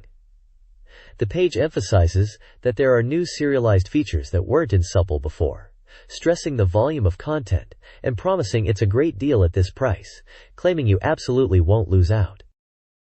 This page is the front cover of SEGA Magazine, the official magazine for SEGA fans. It's announcing the combined 9.10 issue, which is releasing on August 12th, priced at 300 yen, and will be on sale until the 13th of the following month. The cover highlights a couple of main features. Firstly, it mentions Kyoto Joyopolis Rebirth, suggesting an article about the revamp or reopening of the Kyoto SEGA Joyopolis amusement park, possibly looking into its new complex entertainment aspects. Secondly, there's a feature called Gorgeous Special, SEGA Saturn Spring/Summer, Autumn/Winter, promising in-depth coverage of the Sega Saturn through the seasons, from the cool summer to the spring with cherry blossoms. In the new works and follow-up reports section, they're teasing information on games like Le Mans 24, Motor Raid, and Lost World. There's also a dialogue/entertainment telescope section featuring a conversation between Akimoto Yasushi and Nakanishi Rei. Finally, there's an urgent project about wanting Kyoru merchandise right now. It looks like this issue is packed with Sega Saturn goodness and news. This page is showcasing the Tengai Meikyu or Far East of Eden series of RPG games. It's highlighting various titles in the franchise, starting with Tengai Meikyu Ziria for the PC Engine, released in June 1989, priced at 7,200 yen. Moving on to Tengai Meikyu 2, Manjimaru, also for the PC Engine, released in March 1992, costing 7,800 yen. Next is Fun Kabuki Den, for PC Engine as well, released in July 1993, priced at 7,800 yen. There's also Tengai Meikyu Zero for Super Famicom, from December 1995, priced at 9,980 yen. Tengai Meikyu Denden Maru is featured for PCFX, released in July 1995, for 8,800 yen. Finally, Tengai Meikyu Shinden on Neo Geo, released in July 1995, at a hefty 29,800 yen for the cartridge. Tengai Meikyu The Apocalypse IV for Sega Saturn, released in January 1997, for 6,800 yen. The page features character art from these games, like Jiraiya, Manjimaru, Kabuki, and others, along with screenshots and game system details. It seems to be a promotional page, emphasizing the breadth and history of the Far East of Eden series, across different platforms and eras, culminating with the latest Saturn installment, The Apocalypse IV. There's a section with character art of various characters from the series, such as Gengatsu, Binta, Sagan, Hisui, Hitagan, and others. There's also a section about the Ichigaya Fraulein, with what looks like an interview or feature on a person potentially involved in the gaming industry. This page of Sega Saturn Press magazine highlights both new release titles and upcoming software for the console. On the new release side, they're showcasing a bunch of games, including what seems to be a dating sim called Wangan Trial Love, another one called National Uniform Bisho Grand Prix Find Love, and Boulder Dash Land. There's also a Time Boken series game, specifically Boken to Ipatsu, Dorombo Kanpeki Band, and a title called Fans Form. They also mention Wizardry Nemesis, likely referring to a Saturn port in the Wizardry series. Moving to the Coming Soon section, they're previewing highly anticipated titles that are just about to hit the shelves. The list is pretty exciting, including Coldcept, Sentimental Graffiti, and Desire. Sports fans will be happy to see J.League Pro Soccer Club Create 2. And for fighting game fans, there's Marvel Superheroes and Street Fighter Collection. Other interesting titles coming soon are Tenka Seiha, a game called Panichan, Terra Cresta 3D, and Psychic Force. Rounding out the list are Sorcerer Hunters R, Nobunaga's Ambition, Lord of the Eastern Sea with Power-Up Kit, and Romance of the Three Kingdoms IV with Power-Up Kit. The page is visually topped off with some anime-style character artwork, featuring a male character and 2 female characters. It's a good overview of what Saturn gamers can look forward to right now and in the near future. This page showcases the game Wangan Trial Love, which is described as a combination of driving game and love simulation, a step up from the Wangan Dead Heat series. The game lets you enjoy both racing and dating elements, aiming to deepen your relationship with one of the 9 available girls. The game features anime-style characters, a change from the live-action photos used in previous titles. The story mode is divided into junior high and high school sections, playable from either perspective. Gameplay seems to revolve around car racing to impress girls, with the goal of getting a date. The page highlights date events, which are a core part of the game. These events are triggered based on your choices and feature anime characters. The date locations and events are seasonal, including things like fireworks and pool dates, and the girl's fashion is mentioned as unique. The date scenes are voiced by actors to enhance the realism of conversations. The screenshots show in-game racing action and interface elements. It mentions that you can customize your car, earn money through part-time jobs, and even call girls on the phone. The driving game aspect is also available separately from the scenario mode, and features 17 courses in total. The characters shown at the bottom of the page are, from left to right, Kyoko Fujita, Miki Hoshino, Aoi Fuyuki, Yuri Izumi, Midori Akikawa, Yuka Akikawa, Yuko Orihara, Erika Kuraishi, and Sayuri Kawakami. The Zenkoku Seifuku Bishujo Grand Prix Find Love is a game featuring 35 anime-style girls in uniforms. Advertised as a service shot title, it includes puzzle and adventure elements. Profiles are provided for 7 girls: Hibino Reina, Tokyo Sporty; Miyazawa Mayu, Chiba Observant; Takiguchi Yuko, Kanagawa Active; Nishino Risa, Kanagawa Gossipy; Ikizawa Kyuko, Ibaraki Gentle; Nakamura Sumi, Tokyo Kogal Style; and Fujiki Koyuri, Saitama Tsundere. Each girl has a personality, vital stats, and interests. Screenshots showcase the girls in various poses. The game likely focuses on building relationships with these characters, integrating gameplay with character interaction. This page introduces 2 new games. The first one is Wizardry Nemesis, tentative titled. It's described as a new entry in the Wizardry series, but this time it's an adventure RPG, a departure from the series' traditional style by incorporating real-time battles for the first time. It promises a rich movie scene and immersive monster battles in a deep dungeon setting, aiming for a thrilling adventure experience. The second game is Boldyland. This is a simulation game where you create a world populated by unique characters called Boldies. The goal seems to be to guide these Boldies, increase their numbers, and defeat enemies across 4 different worlds spanning 68 maps. There are 4 character classes to manage. The game features zoom and widescreen options to view the world and characters better, emphasizing strategic play and resource management. It also mentions that you can change the class of the Boldies at any time, allowing for flexible strategy. This page showcases 2 games. The first one is Fans Form, a feel-good adventure game where the protagonist Kinch, a bear, gets lost in a mysterious world. The game emphasizes exploration and encounters with unique characters in a polygon-rendered world, giving a very unique impression. It seems there are puzzle elements and dialogue with the inhabitants of this strange world, including a conversation about a UFO. The game is described as having an unfathomable world and mysteries awaiting Kinch, with events unfolding around a mountain. The second game highlighted is Time Boken Series, Time Boken and Ipatsu, Doronbo Complete Edition. This is a shooting game based on the popular Time Boken anime series, where you play as the Doronbo gang, the villains. The game promises to let players experience the Doronbo taste and defeat the heroes. You can choose from 6 different machines. The page mentions an opening animation movie with the theme song, and scenes from the anime including Doronbo's villainous meetings, making it a must-see for fans of the original series. It seems Yadarwan will appear as a boss character in the game, and it's described as a series of hero battles. This page introduces the card-based strategy game Culdicept, where players battle using over 300 different cards. The game emphasizes strategic depth, drawing inspiration from board games and chess. The developers aim for engaging gameplay built on well-crafted rules. The page showcases in-game artwork, including a Dragon Slayer card depicting a defeated dragon. Illustrator Satoru Nakai is credited for the art, creating both illustrations and card designs. Additional card types, such as Guardian and Battle Machine, are previewed, hinting at diverse strategies and encounters with mechanical life forms. The game is set in the world of Ruedo, created by Cauldra, the god of time. Cauldra, a powerful deity observing from her cosmic dwelling, rarely interferes with the world below.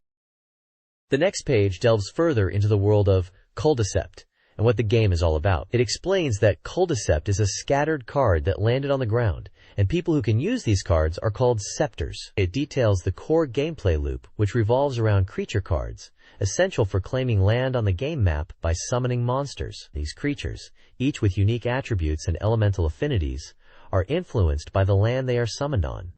The page also highlights item cards, used to enhance creature battles, boosting attack power, or providing other strategic advantages like ignoring elemental weaknesses. Examples shown are items that increase attack and defense, or even throw rocks. Finally, Spell cards are introduced, which are not used in battles but during regular turns. These spells directly affect players and creatures, manipulating dice rolls, or moving players around the map. Examples include spells that guarantee passage through unwelcoming lands, and spells to peek at your opponent's hand. The screenshots showcase various gameplay moments, such as choosing cards, summoning creatures like Berserker and Minotaur, using items, and casting spells like Permission. It's emphasizing the strategic choices and card management that are central to Culdicept.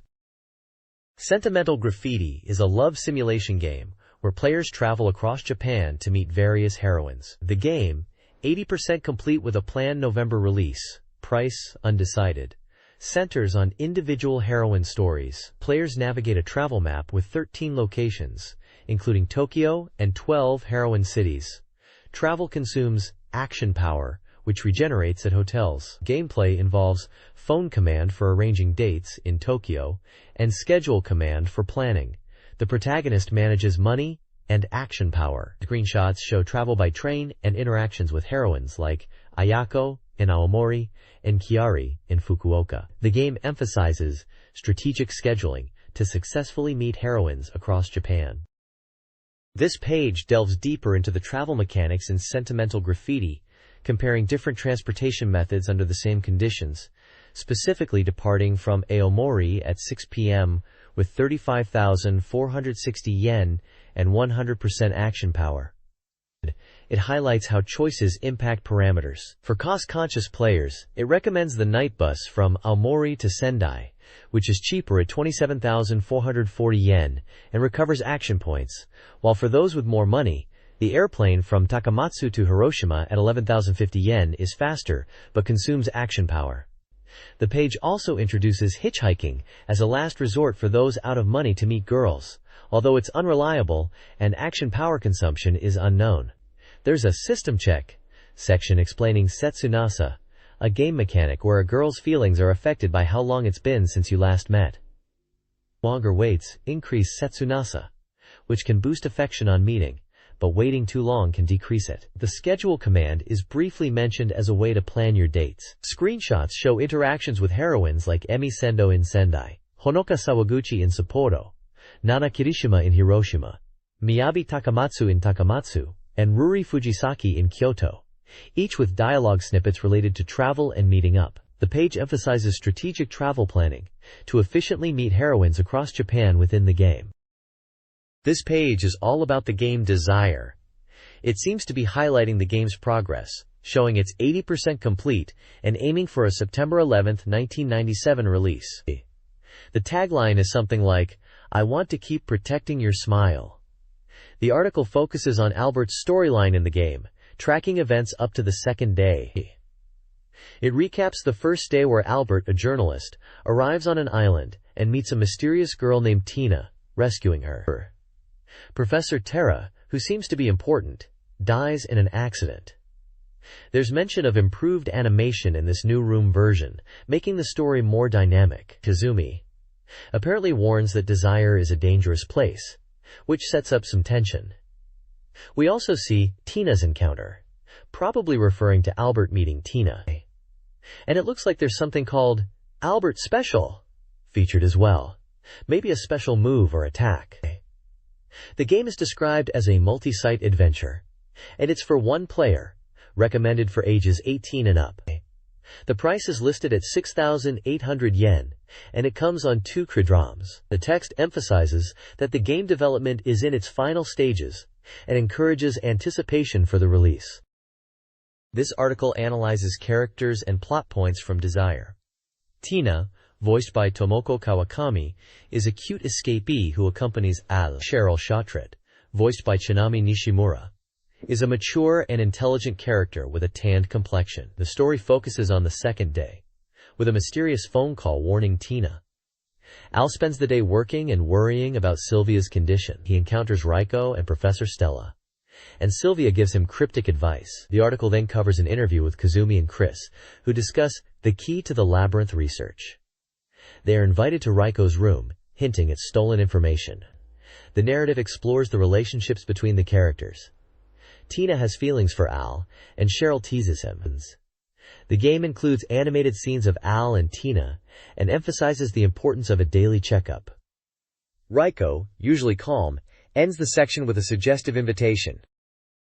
This page from the magazine delves further into the world of Desire, focusing on character introductions and story snippets within a resort setting that hints at an upcoming incident. We are introduced to 3 characters.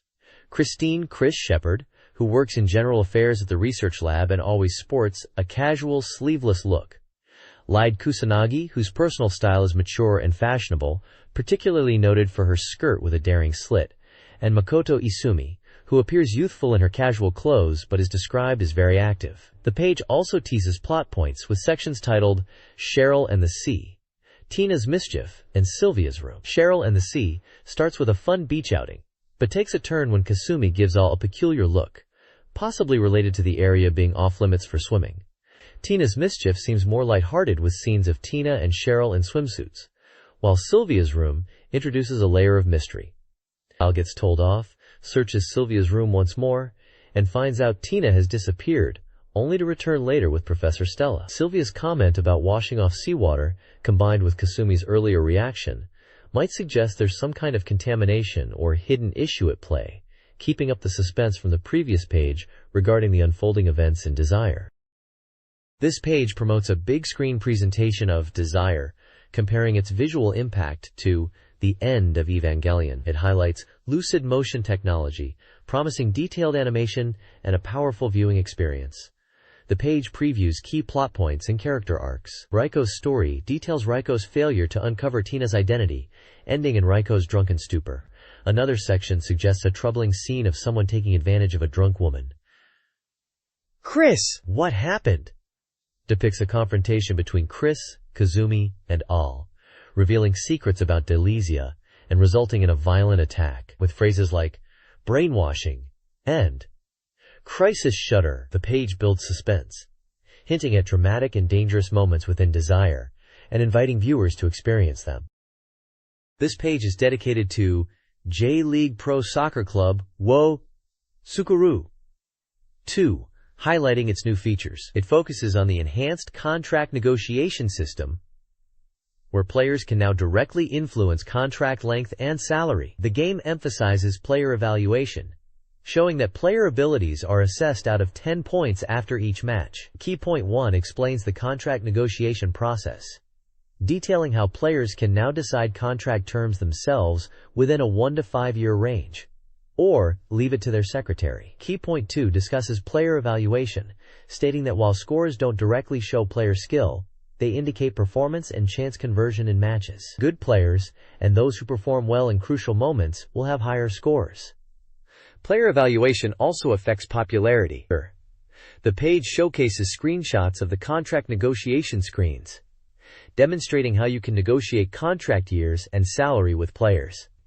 It also presents lists of player evaluation scores for 2 teams, Anquila and Adelinos, showing player names and their match ratings out of 10. These scores reflect performance during preseason matches and help to identify players who are performing well.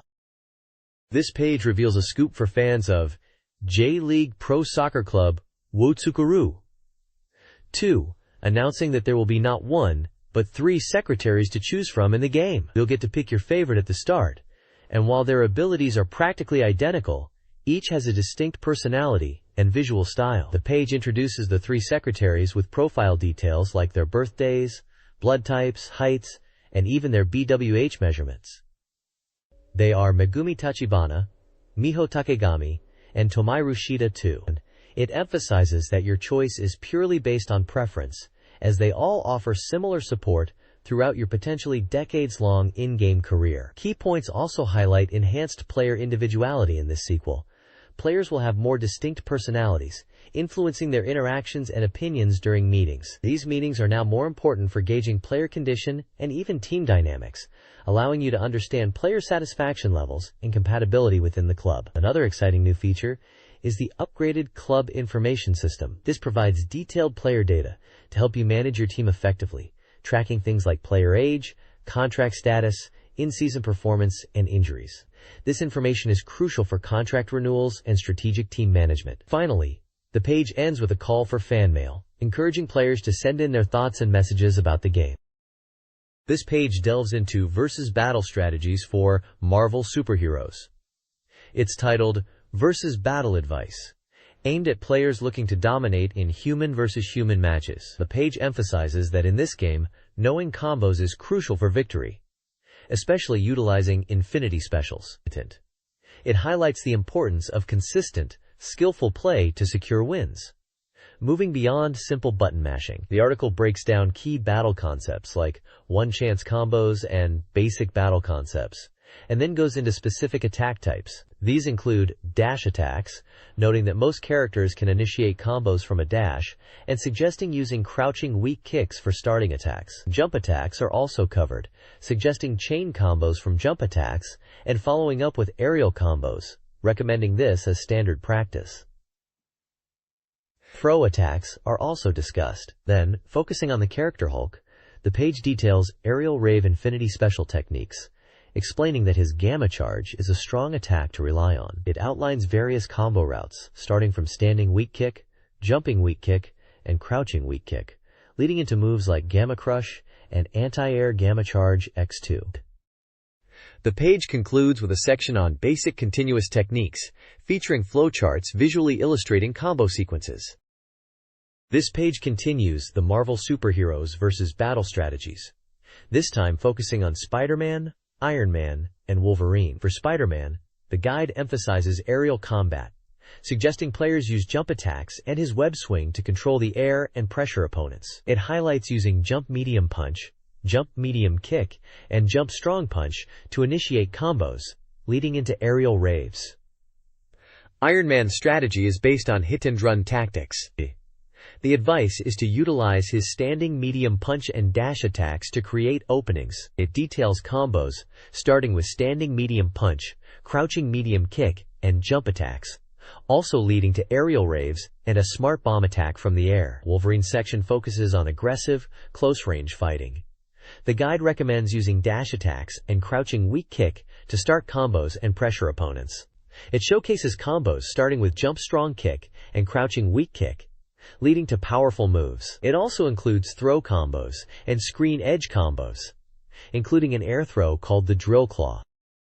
This page continues the strategy guide focusing on 3 more characters: Psylocke, Captain America, and Shumagorath. For Psylocke, the guide points out her strength in continuous attacks and throws, emphasizing her aerial game and dash attacks. They suggest starting combos with weak punch to medium kick to medium punch chains, and then launching into aerial raves. A key combo mentioned is starting with a jump medium kick leading into her Psyblade Spin move.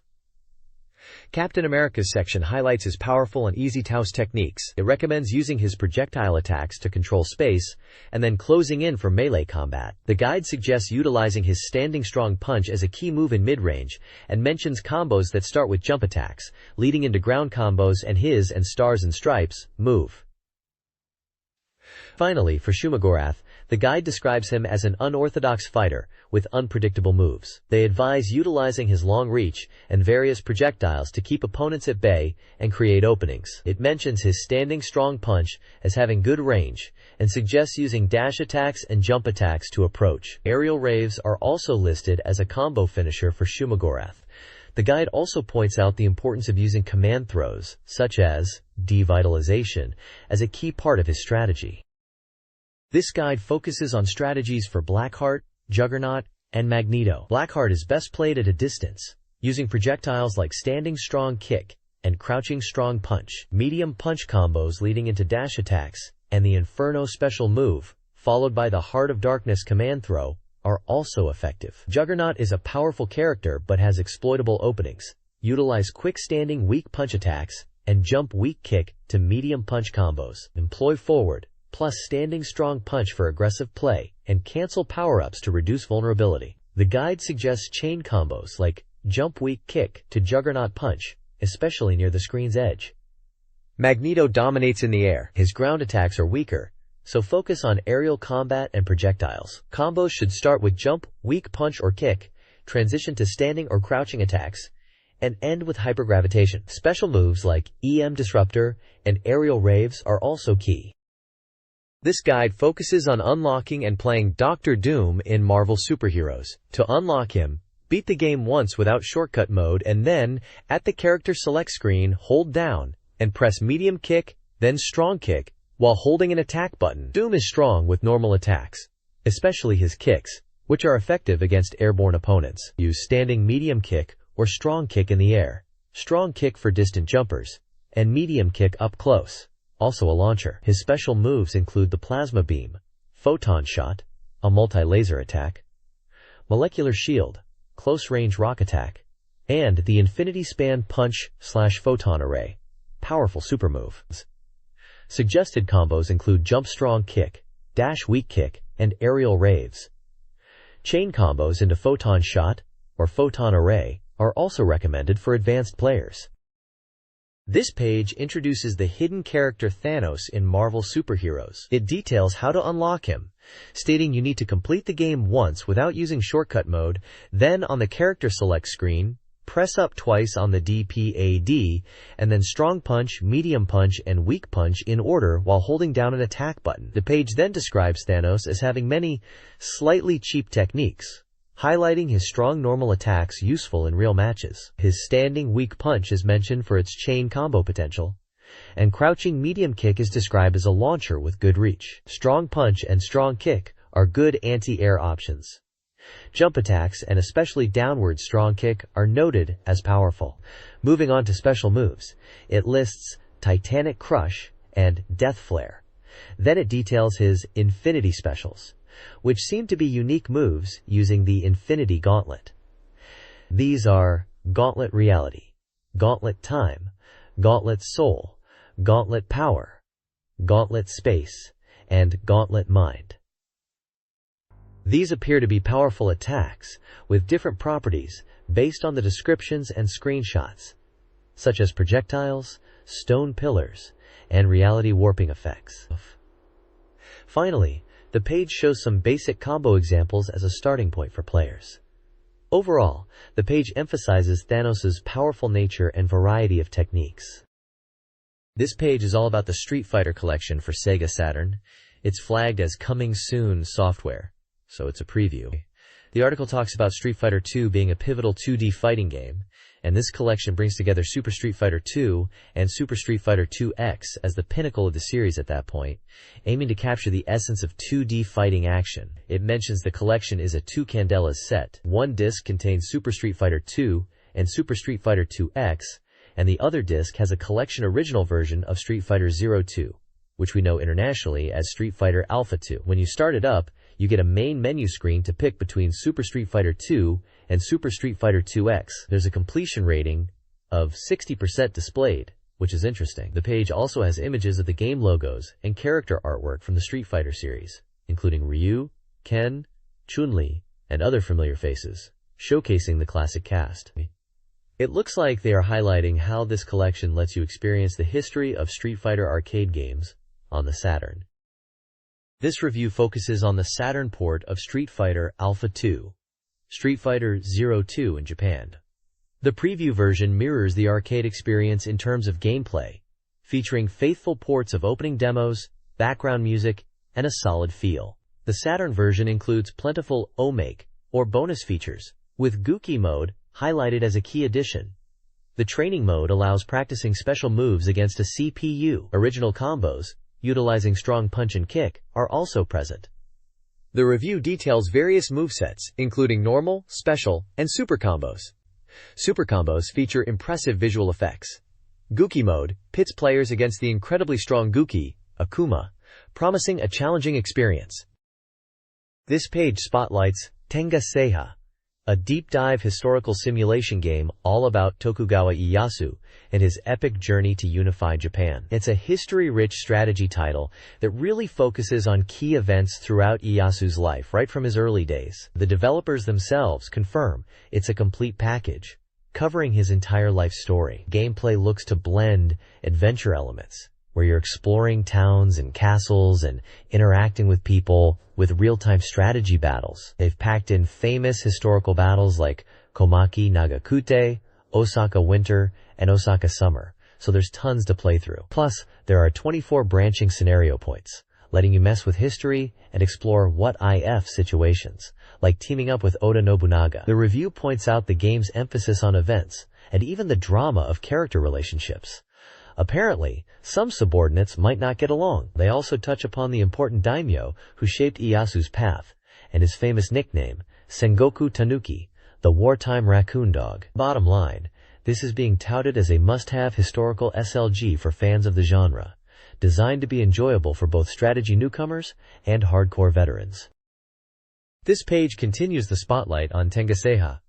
It highlights the game's multi-scenario system, with 24 branching paths that let you drastically change history. The page focuses on the scenario choices after the death of Imagawa Yoshimoto, specifically the option to ally with Oda Nobunaga. Choosing to side with Nobunaga is a major decision that shapes the game's direction.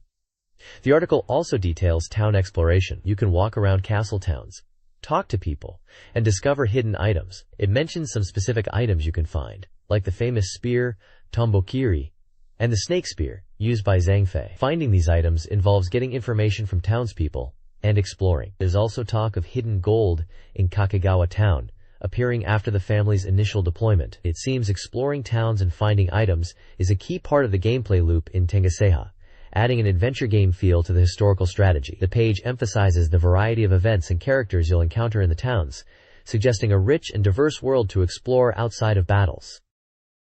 Panic-chan, an upcoming SEGA Saturn game, is an OVA-style adventure focusing on panic and Toraburu. Panic-chan, designed by Kihachi Kimura, is a mysterious, kind-hearted girl with a penchant for touching people and a revealing costume. Her secrets include her affection for the protagonist's touch and her lolicon-style attire. Toraburu-chan, voiced by Miki Nagasawa, is a violent character controlled by a program, with a mission to destroy the main computer.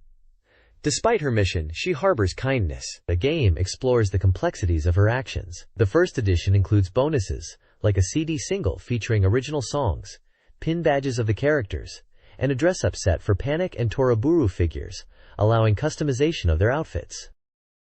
SEGA Saturn's Panic-chan centers on Kengo, a video store employee who meets the enigmatic Panic-chan, capable of entering videotapes. The game, developed by Studio Big, introduces a time loop in 1997, alongside the potential illusionary nature of Panic and Toraburu. Screenshots highlight Panic-chan's dual nature, the manager's video entombment, and a sorrowful scene. An interview with Mr. Seiji Konishi reveals the game's origin stemmed from character designs by Mr. Kimura, inspired by an Osaka anime shop. Konishi and Kimura collaborated, with Konishi setting the stage and Kimura designing characters. The game incorporates parodies and focuses on Toraburu's reflective ending. Konishi aims to create a thought-provoking experience beyond mere cuteness. A brief profile details Konishi's background in art and games. This page is all about the return of Terra Cresta as Terra Cresta 3D. It's touted as the revival of the legendary Firebird. This new version brings the classic 1982 arcade game into 3D, while keeping the core vertical scrolling shooter gameplay. They highlight that while it's faithful to the original, it's got new 3D visuals and play perspectives. The page emphasizes formation attacks as a key feature, where combining with allied ships unlocks powerful attacks. Screenshots showcase the 3 playable ships, Unit 1, Unit 2, and Unit 3, which is called Moond. Each ship seems to have unique shots and abilities. There's even a special Firebird attack, achievable by combining all 3 units.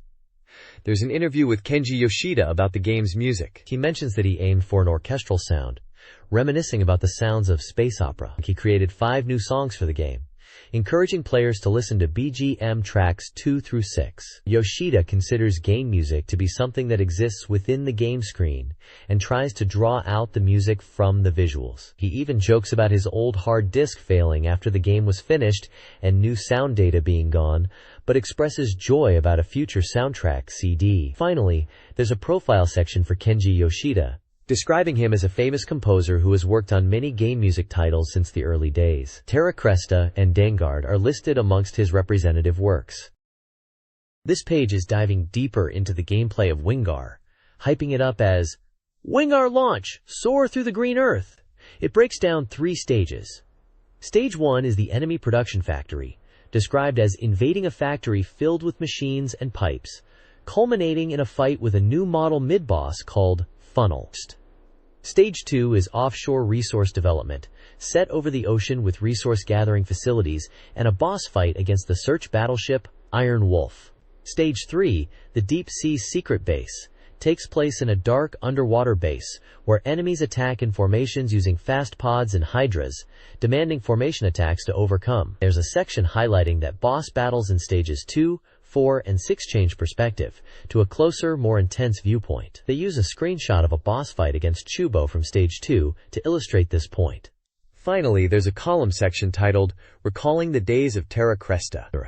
The reviewer reminisces about their high school days and love for anime and games, especially colorful and unique games like Terra Cresta. They talk about being impressed by the formation and separation mechanics, and the heroic marching BGM of Terra Cresta, expressing excitement for Terra Cresta 3D and its sound, especially tracks 2 through 6, highlighting the powerful brass sound and the Firebird theme. They mention listening to Game Sound Nichibutsu 1 while writing, seemingly enjoying the nostalgic connection.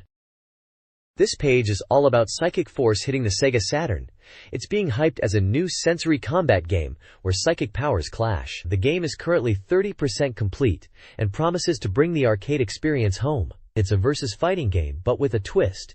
You're using psychic powers in a 3D space, which they say is a departure from your typical fighting game. The story is about psychic warriors, or psychickers, who were experimented on by governments. One of them stands up to fight for their ideals and rescue his friends. They're boasting about exceeding the PlayStation version in terms of combo techniques. Aiming to impress Saturn users, the Saturn version will have a story mode, arcade mode, versus mode, and a training mode made for home consoles. They've even got Hironobu Kageyama, known for anime themes, doing the opening and ending music to really amp up the excitement. They're promising unique characters battling it out on Saturn this winter. They are questioning how close the Saturn version's graphics will be to the praised arcade version. This page continues the Psychic Force coverage, featuring an interview with Ryuichi Ima from GameBank's development team. They're highlighting their commitment to a refined Saturn port that stays true to the game's world. Ima mentions the Saturn version is about 30% complete, and they are working to ensure a detailed and polished conversion.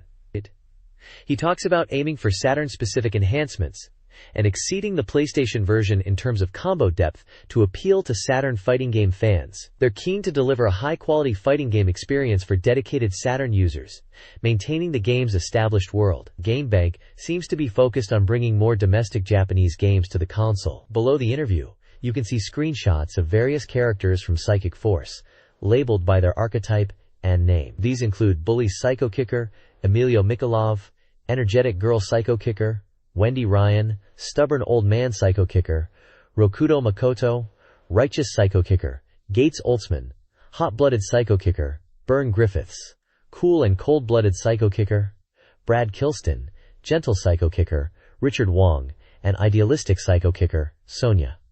These are showcasing the diverse cast of psychic warriors players can expect in Psychic Force. This page is all about the RPG adventure game, Bakuretsu Hunter R, which is based on the popular anime and manga series Sorcerer Hunters. It's presented as a game packed with fan-favorite elements, promising an original story that stays true to the source material. The page breaks down the game into episodes. Episode 1, Sorcerer Hunter Killer's Shadow, focuses on Carrot, the Sorcerer Hunter, returning from an adventure and being tasked by Big Mom to investigate a Sorcerer Hunter killer. Episode 2, Rei Hao Hao Dick, sees Carrot and the team seeking the Lakina Stone in the village Chief Gratin's hidden village. Episode 3, Autumn Rain and Old Western-style mansion, has the group seeking shelter from rain in a mansion where strange events unfold. Episode 4, Memories Before the Flames, is described as having a more light-hearted mood as Chocolate remembers her childhood present from Carrot. Episode 5 and onwards, Pursuing the Platinum Stone, involves tracking down the Platinum Stone in different locations. Between episodes 1 and 2, there's an action game segment called Trial Wall, where players need to time jumps to climb a rocky wall. The game promises a story-driven experience with some comedic and dramatic scenes, like a hot spring scene featuring Carrot and other female characters. The text suggests that players can enjoy the story while progressing, with some chaotic and humorous moments mentioned in later episodes. The game features familiar characters like Carrot, Chocolate, Tira, and others in an original RPG adventure. The next page introduces Nobunaga's ambition. Lord of Darkness for the Sega Saturn, specifically the Tenshuki with power-up kit version. This release is described as a powered-up return to the Saturn, offering a deeper historical experience where you can create your own custom military commanders and forge your own unique history. New features are highlighted, like the editing function, which allows you to modify various aspects of the game. You can create original military commanders, meaning you are not limited to historical figures, and can bring your own creations into the Sengoku period. Castle names can also be changed, letting you personalize the map to your liking and create unique territories. The game also introduces various types of princesses, who usually only appear once a year, but with the editing function, you can make them appear freely as new commanders. There are two types of princesses you can create, those based on historical figures and those you design yourself. Two new scenarios are added: Nobunaga Motoyasu, set in 1546, and Nobunaga Genraku, set in 1572, expanding the gameplay experience. New commanders are also featured, and there are added events to discover, enhancing the story and providing more depth to the historical simulation. The page notes that these events are not easy to trigger, making them more rewarding to find, and some might even be missed depending on your playstyle and scenario. It suggests that watching the movie cutscenes for these events is a highlight. The Romance of the Three Kingdoms IV Power-Up Kit, PK, is coming to the Sega Saturn on September 11th for 7,800 yen. This PK adds significant content to the original game. It introduces three new scenarios. The villainous hero unifies the world, Cao Cao's near conquest. The continent is devastated, and three heroes rise, focus on expansion from three starting cities. And barbarian kings rise in the north and south, challenging conflicts. Players can now create custom rulers and commanders, customizing their stats and appearance. The kit also boasts more historical events, including rare occurrences, enhancing the gameplay experience. This power-up kit is notable as its console debuts, originally released on PC. This page is a Sega Saturn Soft Complete Guide. It looks like a feature to help players understand all the software available for the console. The text on the right-hand side highlights this as an exhaustive guide to Sega Saturn software after release. Below this, it encourages players to thoroughly enjoy Sega Saturn software with this corner. Please look forward to future issues. At the bottom right, it looks like they are teasing previews for the next pages, and what games will be covered in the guide section, listing page numbers for P. 168 Last Bronx, P. 172 Shinsetsu Samurai Spirits Bushido Retsuden, True Samurai Spirits Bushido Chronicles, which is likely Samurai Showdown RPG in English, P. 174. 174 Langrisser IV. The main visual is a large illustration of a female character in elaborate fantasy armor, wielding a sword. She is likely a character from one of the featured games, perhaps Langrisser IV, given the text at the very bottom that says, Langrisser IV, and Career Soft. The page sets up a section dedicated to guiding players through the extensive library of Sega Saturn games. This page from the Sega Saturn Soft Complete Guide dives into the arcade mode strategies for Last Bronx. It's all about helping players beat the CPU opponents in this classic fighting game. The guide is structured by character matchups in arcade mode, offering specific tips for dealing with each fighter. It starts with general advice for arcade mode, highlighting that understanding the CPU character's patterns and attack methods is key. Then it breaks down strategies for each opponent. Joe, who can be reversed with a single powerful blow. Amimoku, against whom you should bait out big moves to exploit openings. Tommy, whose mid-level kicks are a concern. Lisa, who is all about attacking. Magi, who can be overcome by simply guarding. Yoko, whose three-choice combos need careful attention. Usaku, for whom full-tune attacks are a warning sign. And Rosanna, against whom distancing and waiting is the suggested tactic. Each section gives character-specific advice, like being wary of Tommy's dive kicks or Lisa's throws. At the bottom, there's also some event information for Last Bronx, mentioning a Sega Saturn Festa event in Tokyo Joyopolis, and a Saturn New Software event. Essentially, this page is a player's handbook to conquering Last Bronx's arcade mode, character by character. This guide provides character-specific strategies for Last Bronx arcade mode, continuing from previous pages. It starts with general advice for Red Eye, Orthodox, use combos, and Gray, Mirror match, a tough opponent. Individual character strategies are then detailed. Tommy. Exploit his reach. Nagi. Guard and counter her rushes. Joe. Powerful single hits and counters. Lisa. Aerial attacks and throws. Yoko. Close distance, and use crouching punches. Zaimoku. Exploit his slow attacks. Yusaku. Use crouching attacks. Kurosawa. Guard and counter with AC. The guide also reveals hidden features.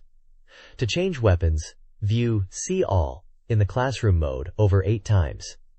Then hold left/right when choosing your character. To increase difficulty, get OK over 256 times in dojo mode, with a table explaining the number of oaks needed for each difficulty level. This page focuses on Lisa from Last Bronx, detailing her fighting style and moves. Lisa is described as a 17-year-old who uses double sticks as weapons, fighting in a style that's like playing drums. The page highlights her strengths, noting her reach and quick low attacks, making her a versatile and beginner-friendly character. There's a breakdown of her moves, categorized into basic attacks, throws, and special techniques. Some of her unique moves include backbeat double roll, screw snare, and Lisa 1-2 shoot. The upper wang kick AC to Orchid special beat is mentioned as a key combo, starting with a rising kick, followed by special beats for a powerful combo. A Last Bronx trivia section asks about the difference between the arcade and Saturn versions, mentioning Last Bronx's strong impact and posing.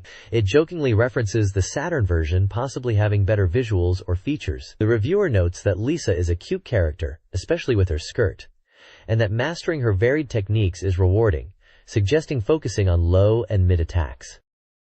This page showcases Zaimoku from Last Bronx, detailing his aggressive fighting style centered around his hammer. Zaimoku is described as a construction worker with a powerful physique and a background as a former member of Soul Crew. The page emphasizes Zaimoku's worker bomb technique as his signature move, highlighting its ability to disrupt opponents and create combo opportunities. It notes that while his moves might be slower compared to other characters, they pack a punch and are effective for overwhelming enemies. There is a breakdown of Zaimoku's moves, categorized into basic attacks, throws, and special moves. The move list includes names like Pile Bunker, Crouching Hammer, Rising Smash, Jumping Hammer, and various throws such as Worker Bomb and Brain Buster Wealth Target. Special moves include Titan Head, Round Hammer, Side Hammer, and Smash Hammer, amongst others, each with corresponding command inputs. The reviewer points out Zaimoku's unique trait, Hit Body Technique, which allows him to deflect opponents' attacks and inflict damage, turning defense into offense. They also mention his continuous moves, such as the Side Hammer to Pile Bunker to Upper Hammer combo, suggesting that mastering these sequences is key to playing Zaimoku effectively. The page concludes by encouraging players to embrace Zaimoku's powerful and straightforward style, appreciating the satisfying impact of his hammer attacks. This page is all about Langrisser IV, revealing hidden items and soldier data. It dives into the game's scenario branching, mentioning that there are 3 main story paths which branch out around Scenario 17. The page details class changes for the characters Selena and Ranford. For Selena, it outlines class progression from fighter to various advanced classes like General, Marshal, Saint, and High Priest. Ranford's class changes also include paths like Dark Paladin, Dark Saint, and Demon Lord. A significant part of the page is dedicated to hidden item locations in different scenarios. It lists scenario numbers and conditions, along with the items you can find. For example, in Scenario 1, depending on your choices, you can get items like a Flame Orb, an AT+2 boost, or Speed Boots. In Scenario 2, you can find a Star Pierce. Scenario 4 has rewards like a wand, 400 gold, or a necklace. Scenario 6 lists various food items like Crimson Meat Dish, Fruit Salad, Honey, and Dessert Ice, each providing different stat boosts, and also mentions getting Speed Boots again based on choices. Scenario 7 reveals a legendary mirror and 500 gold as hidden items. The page seems to be a guide to help players discover secrets and hidden items within Langrisser IV. This Langrisser IV guide details how to obtain hidden items in various scenarios. It focuses on choices made within specific scenarios, 7 to 17b, and their resulting rewards. For example, Scenario 7 offers a runestone or magical bikini. Scenario 8 provides Megang Jold or runestone, depending on the dialogue choices. Scenario 9 rewards a tiara, stat boosts, or nothing, with an additional choice offering a Chow Yumasian event show free invitation ticket. Scenario 11 awards items based on character gender. Other scenarios present complex conditions. Scenario 12 focuses on pulling actions, while Scenario 13 features character-specific rewards and a potential 1,000 gold reward. Scenarios 14 and 15 include stat boosts and other items, while Scenarios 17 and 17B offer command ability boosts or gold based on dialogue choices. The guide emphasizes conditional rewards and choices within each scenario. This page provides a comprehensive unit data list, likely for a strategy RPG, possibly Langris or IV given the context. It details various unit types with their attributes, offensive and defensive stats, AT, DF, movement range, MV, judgment, experience, X, unit value, elemental resistances, fire, water, cold, earth, wind, thunder, Holy Spirit, physical, and skills. The list is extensive, covering a wide range of units from infantry and soldiers to more specialized types like cavalry, flyers, undead, and magical creatures. It looks like a detailed breakdown for players to understand unit strengths and weaknesses, especially in relation to different combat attributes and elemental magic. The skills column hints at special abilities some units possess, like healing or critical attacks. This page is basically a reference sheet for players to strategize and build their armies effectively by understanding the detailed stats and properties of each unit type available in the game. It's pure data for hardcore strategy players to min-max their gameplay. This game guide details a section of the SEGA Saturn RPG, Samurai Showdown, Warrior's Rage. Players navigate the Demon Town Road to Beijing, searching for the Wicked Steel Bell to revive Mizuki. They must rescue captives at Tiananmen Gate, where the bell has flown to the Forbidden City, transforming the city. The guide introduces enemy character profiles, Red Wolf, Silver Wolf, and Gold Wolf, detailing their stats and special moves. Map layouts of Beijing and the King Tiger Dojo training ground reveal treasure chest locations. Players must bring food to enter the Forbidden City, facing the fleeing Enchantress Concubine and then the King Tiger brothers in battle. Victory frees the brothers. Finally, players are encouraged to train at the King Tiger Dojo before Beijing to gain helpful training. This page dives deeper into the journey from the Silk Road Labyrinth towards Paris, in what seems to be Samurai Showdown RPG. The party is now aiming for Paris, which is under siege by monsters led by someone called Saint Germain Earl. The guide highlights a location called the Ghost Temple, advising players to explore its map to collect 6 hidden treasures. Inside, players will face an enemy named Earthquake. On the way to Paris, in a cave, players can acquire a sealed shield by defeating a demon horse. This shield is said to be essential for the upcoming battles in Paris. Besides monster fighting, there's a side event in Paris involving Charlotte from the Colde family.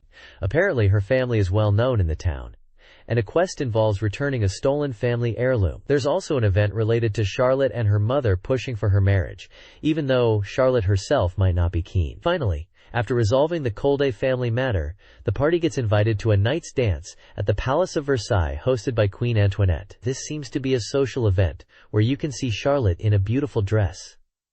The guide playfully asks if you can forget about fighting and enjoy the dance. The Samurai Showdown RPG continues the search for Victoria, who disappeared from a dance party.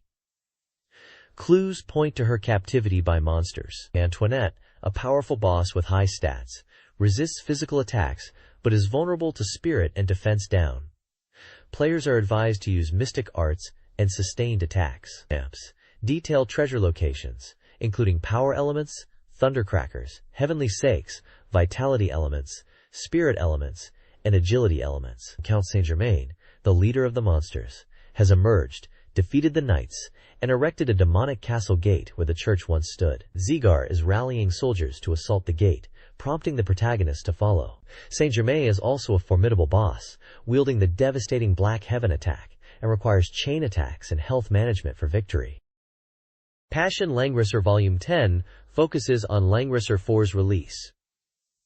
Wacky Takata teaches us. Hints at scenario branches, especially Route C, which requires players to avoid total enemy annihilation and focus on Angelina and Emily. Langrisser Fan Plaza showcases fan art and hints at the section's potential closure. Character Software's Drawing Down department discusses character creation, highlighting Fujieta's work and introducing a newcomer, Miyazaki, who created a humorous comic strip based on a Langrisser IV commercial mistake. CG Battle features a bizarre, multi-faced robot called Carrier Robo the Great. The issue concludes with a preview of the next issue, promising a passion-ran send-off and soliciting reader submissions.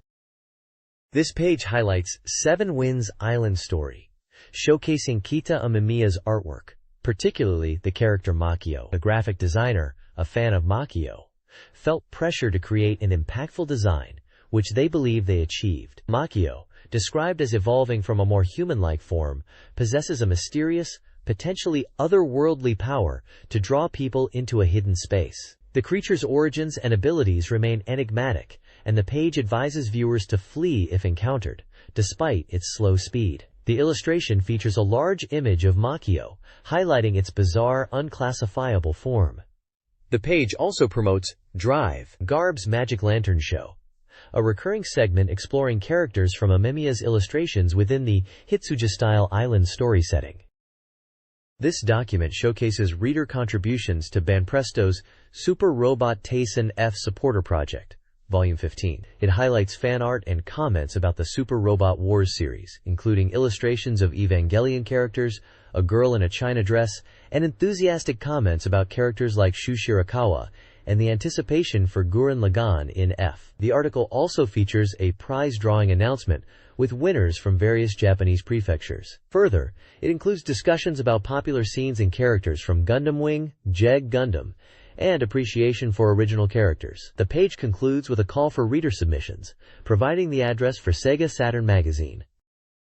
This page is all about the King of Virtua Fighter 3 tournament held by Java T Battle Armor Garden. It's a report from the National Championship Finals that took place on July 27th at Tekiziba, New Pier Hall, with a huge 5,000 participants. The article covers both the main tournament and a pre-tournament event held at SEGA headquarters. Apparently, they held a special exhibition match at the pre-event, using a new version of Virtua Fighter 3. This new version seems to feature team battles, which is a pretty big deal. They even had a 3-on-3 tournament with this special VF3 version as part of the pre-tournament festivities. Many famous gamers and VF Ironmen were invited, forming dream teams with the tournament representatives. The article mentions some of these players, like Akira Maeda and Sara Ikebukuro, among others. There's also a section on the tournament draw, showing how pairings were decided. It sounds like it was quite an exciting event, with the first-round matchups already causing a stir. The page wraps up by highlighting the VF3 Special Version 3-on-3 tournament again, emphasizing the excitement for the main tournament. This page is dedicated to the ladies' class of the King of Virtua Fighter 3 tournament. It announces the top 2 champions: Nishiwaki Akio from Osaka, who played as Jackie and took first place, and Isaka Junko representing Ibaraki, who came in second playing as Pei. Apparently, the winner is nicknamed Tenma Jackie, and the article notes that in this ladies' tournament, Sarah and Pei were the most popular character choices among the 32 participants. There was even a mention of a thrilling match between Tenma Jackie and Shibuya Jackie-ko.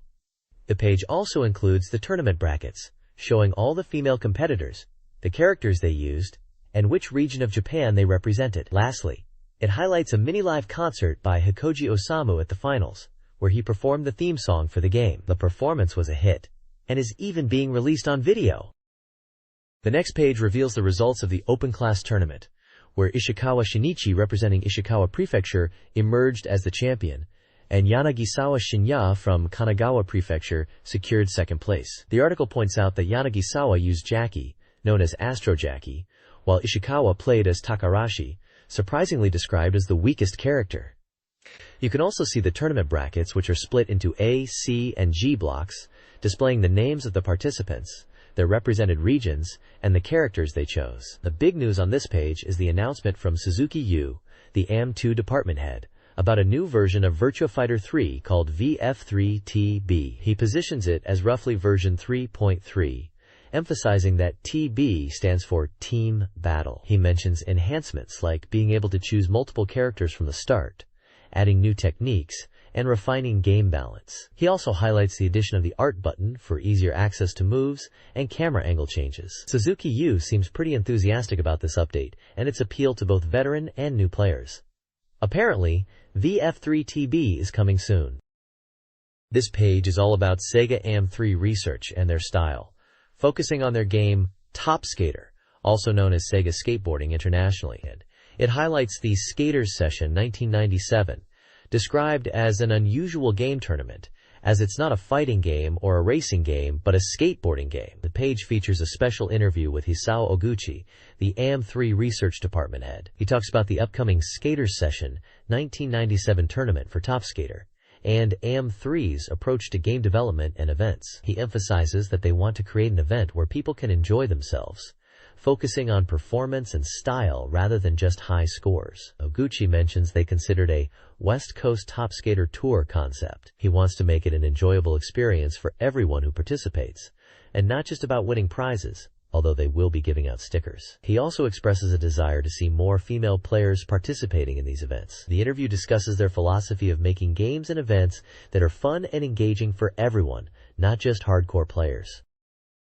AM3 Research's director, Kenji Kano, discusses Top Skater and its future. They aim to adapt to existing game culture, focusing on character appeal and potentially expanding them into a brand, incorporating elements like dance and surfing for wider appeal. Kano wants to make games accessible to a broader audience and plans to include player feedback, hinting at online features. Their current project, Deca X-Band, suggests network play exploration. The text also details how to unlock a hidden course in Top Skater. Furthermore, it promotes the Skaters Session 1997 tournament, sponsored by Levi's Silver Tab, with a national final on September 14th, featuring a 200 yen entry fee and a participation sticker. This page delves into Stage 3 of the Lost World, Jurassic Park arcade game, which is called Enter the Dragons. It mentions this stage is a bit shorter than others and doesn't feature a boss fight. For the Area A to B section, the guide highlights item collection as important.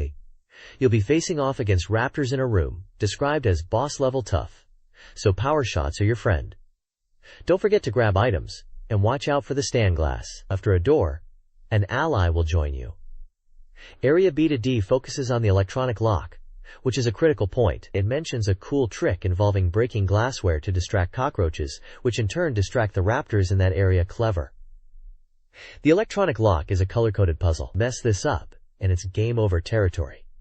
Failing the lock means facing more raptors and a definite end to your run. Lastly, there's an event announcement for Stephen Kogihara and his Honey Team Go promotion at a store in Yurakucho. Sounds like something for fans to check out. Shinichi Nakagawa, concept artist for Sega AM3's Lost World Jurassic Park arcade game, discusses the game's development. He's only 30% satisfied, focusing on visual elements like CG backgrounds and modeling, a collaboration with Mr. Kogihara. The visual direction initially drew inspiration from director Spielberg due to limited movie assets. The interview highlights concept art for 4 stages. Stage 1 blends artificial and natural elements, Stage 2 is a wide plain, Stage 3 is an enclosed lobby, and Stage 4 features imposing buildings with dark interiors. Nakagawa emphasizes a stage-by-stage design intended for players to experience in its entirety. He acknowledges the technical challenges of building the game from scratch on Model 3 hardware, and believes fully realizing his initial vision might have been impossible. He considers the game an A-class experience, and hopes players enjoy it, especially given his personal passion for dinosaurs. He also hopes players will provide feedback after playing. This page is from the Sega AM3 Research and Development Department, Volume 25. Entitled, Virtualon Design Has a Collector's Heart. It talks about the design of Virtualon robots and how they are perceived. The article starts by asking readers what comes to mind when they see Virtualon designs, suggesting Gundam, but quickly points out that Virtualon has a unique quality and curvature, distinct from Gundam, yet still familiar. The author mentions that the key people behind Virtualon's visual image, Ozaki and Arai, share a common interest, collecting. They love mecha and are collectors, creating a friendly rivalry between themselves. The article highlights the designs are influenced by Bash and Gashok watches.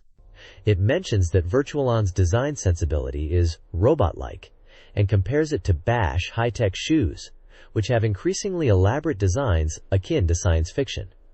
It even suggests that the popularity of G-Shock and Bash shoes might be rooted in the otaku generation's sensibilities since Gundam.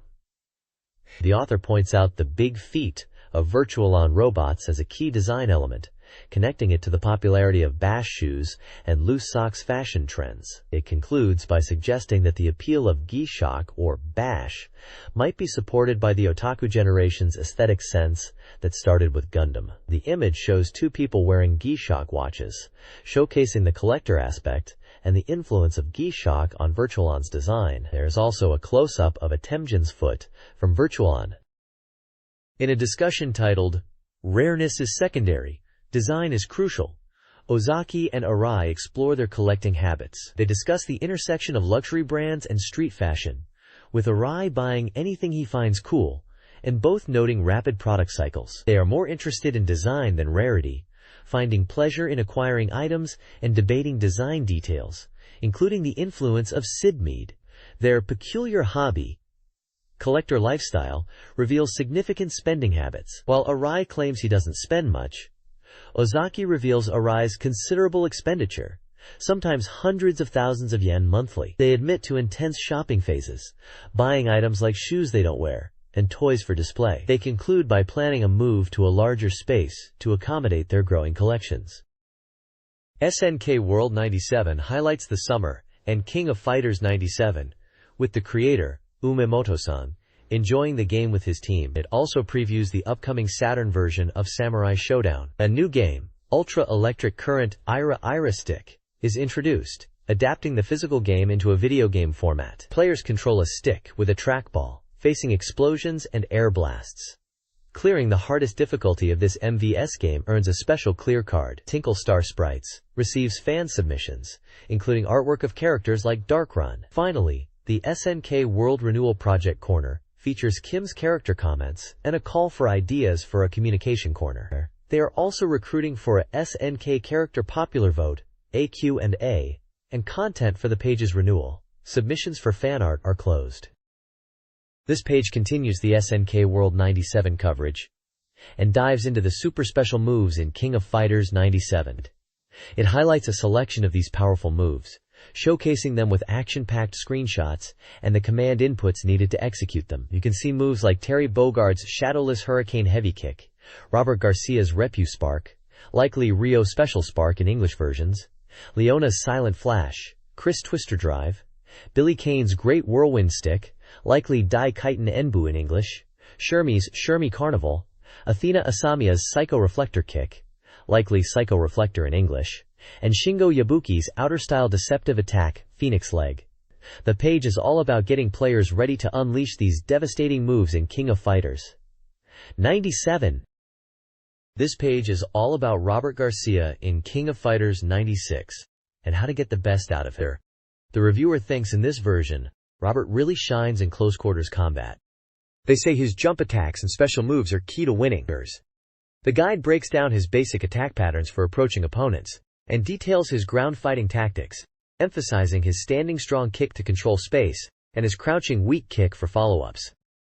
It also covers jump attacks and how to utilize his jump strong kick effectively. They suggest using his Dragon Fang as a follow-up and to mix it up to keep opponents guessing between the Dragon Fang and his Renbukyaku combo.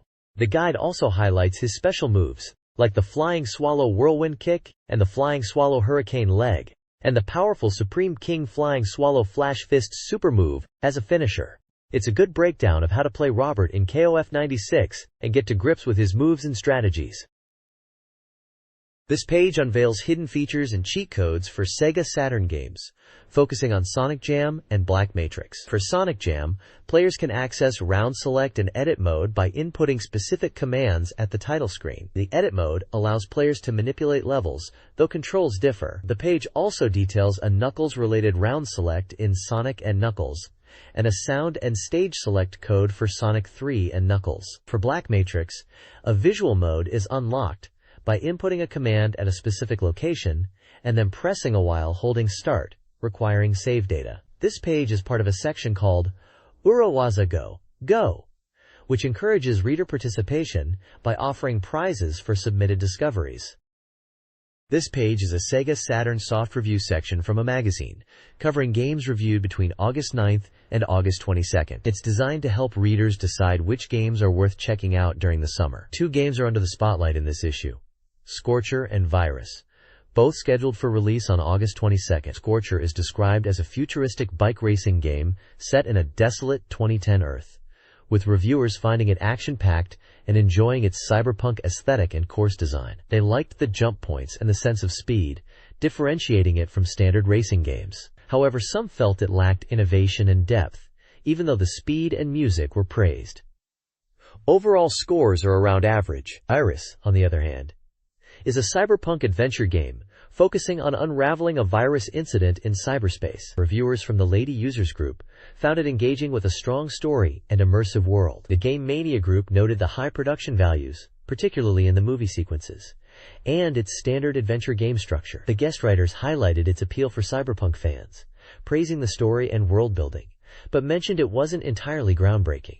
Virus received slightly higher scores than Scorcher's overall, especially in fun and sound. The reviews are provided by three groups: the Lady Users Group, the Game Mania Group, and guest game writers, each offering their perspectives and scores for fun, graphics, and sound, leading to an average score for each game. This review covers several upcoming releases. Summer Romance Fantasy in Miyazaki's SEGA, August 22nd, a dating sim, received mixed reviews. Players enjoyed the dating aspect, especially with specific character types, but criticized the short scenes and limited attraction descriptions. The game was considered simple but required knowledge of SEGA. Critics wished for more exploration options. Puralula, Arcade Gears, August 28th, a 2D action game, was praised for its nostalgia and cooperative gameplay. However, it was deemed too simple and short, with hit detection issues.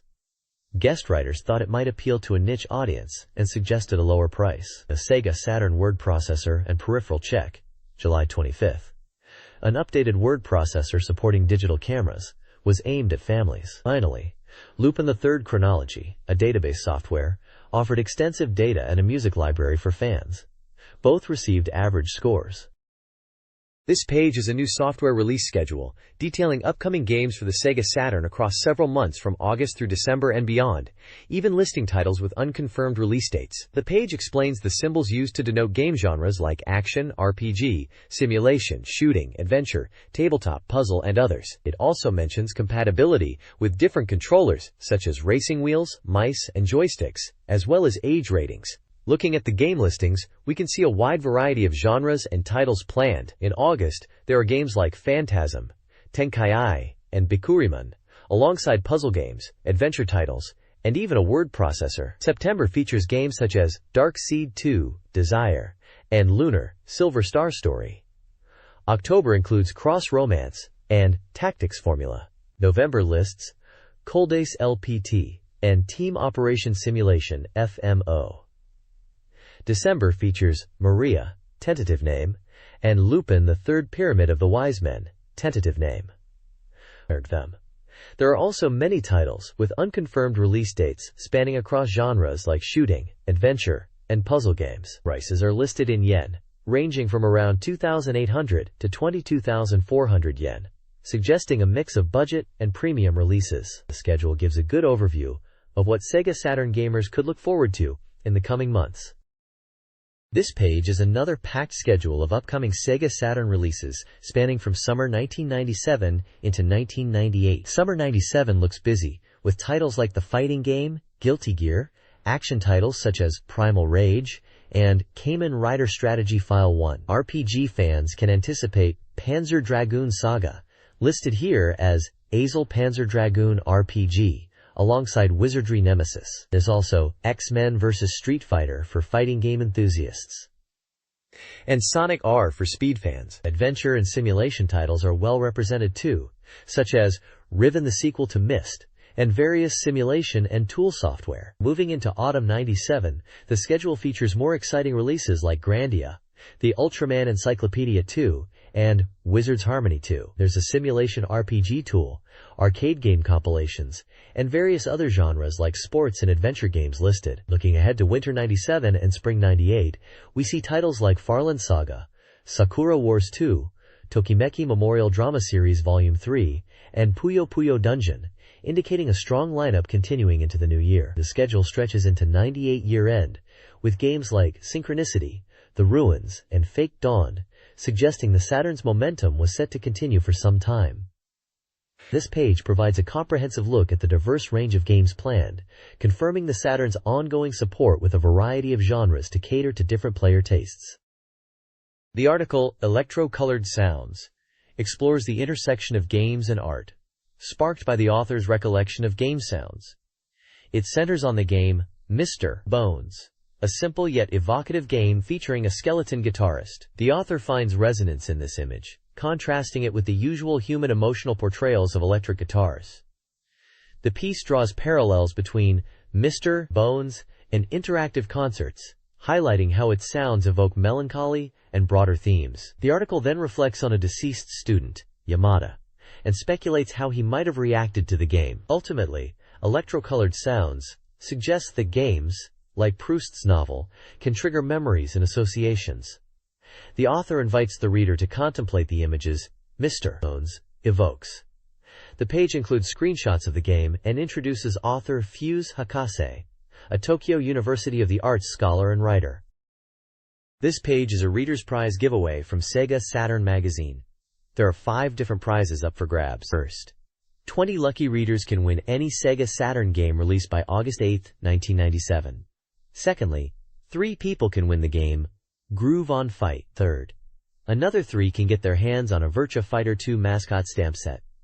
Next, 3 winners will receive a Vampire Savior poster. Finally, 5 people will win a photogenic kissing set. To apply, readers need to fill out the postcard included in the magazine, answer a questionnaire, and specify their desired prize. The deadline for entries is August 22nd. Looking at the prizes in more detail, prize number 2 is for the game Album Club Chess Kyun Sent Portoria Girls Academy, which is a game where you walk around a school, photograph smiling girls, and play mini-games. Prize 3 is for Silver Bass Masters, a realistic fishing game that aims to recreate the feeling of bass fishing. Prize 4 is the theme song for Virtua Fighter 3 Java T-Battle Koshien, featuring a photo of Takenobu Mitsuyoshi. It mentions a hot summer theme song for battles. Lastly, Prize 5 is an E3 goods set, which includes a cap and t-shirt featuring Atlantic 97 and on USA Media logos. This page showcases the SEGA Saturn game, Side Pocket 3. It emphasizes the realistic feel of the game, with the tagline, "The Real Feel." The advert features a large image of a stylish woman posing on a pool table with a cue stick, set against a backdrop of a pool hall. The game box art is displayed clearly, and the advert highlights that Side Pocket 3 is already on sale and popular, priced at 5,800 yen. It also mentions that a PlayStation version is planned for release in autumn. At the bottom of the page, it credits supervision by the Japan Billiards Association and acknowledges the cooperation of professional pool player Kyoko Katsuragi from Megan Super Affiliation. Overall, this page is a straightforward and visually appealing advertisement for Side Pocket 3, focusing on its realistic billiard experience and current availability for SEGA Saturn. This page continues the focus on Side Pocket 3, highlighting its immersive story mode. It's set in a Western-style mansion, where you, as the protagonist Tozaki Jun, encounter mysterious characters and engage in intense billiard battles. The story revolves around uncovering secrets and human drama through billiards, with a grand prize and the elusive Goddess of Victory as motivations. We get introduced to some characters, like Kato, who seems like a formal gatekeeper, and Matisse, a stylish woman who appears to know the protagonist. The page also features a section called Very Gentle Billiards Lecture by Kyoko Katsuragi. This is a fun guide to billiards manners using cartoon illustrations and big no symbols. It teaches players about proper etiquette, such as not drinking while playing, dressing appropriately, being quiet and respectful, not sitting on the pool table, and avoiding standing directly behind someone who is playing. It's all about making billiards enjoyable and respectful for everyone. Finally, at the bottom, there is a small note about a cool pad gift being offered as a promotion, and the details of Data East, the game's publisher. This page is dedicated to the Sega Saturn game Last Bronx, highlighting it as being in its final stage. The page sets the scene by mentioning a legendary team called Soul Crew, and how the balance of power between teams has been disrupted after the First Tokyo War, leading to a Second Tokyo War. It's all building up to the last stage in Last Bronx. We can see a large illustration of the game's characters, showcasing a diverse cast ready for action. Below this, there are screenshots of the game in action, giving us a glimpse of the 3D fighting gameplay. There's also a section promoting the Last Bronx theme song CD, titled Jaggy Love/D Secrets, which is available for purchase. Finally, there's a cool pad giveaway promotion mentioned, inviting readers to participate. The page also features a Sega Saturn console and controller, reminding readers of the platform for this game.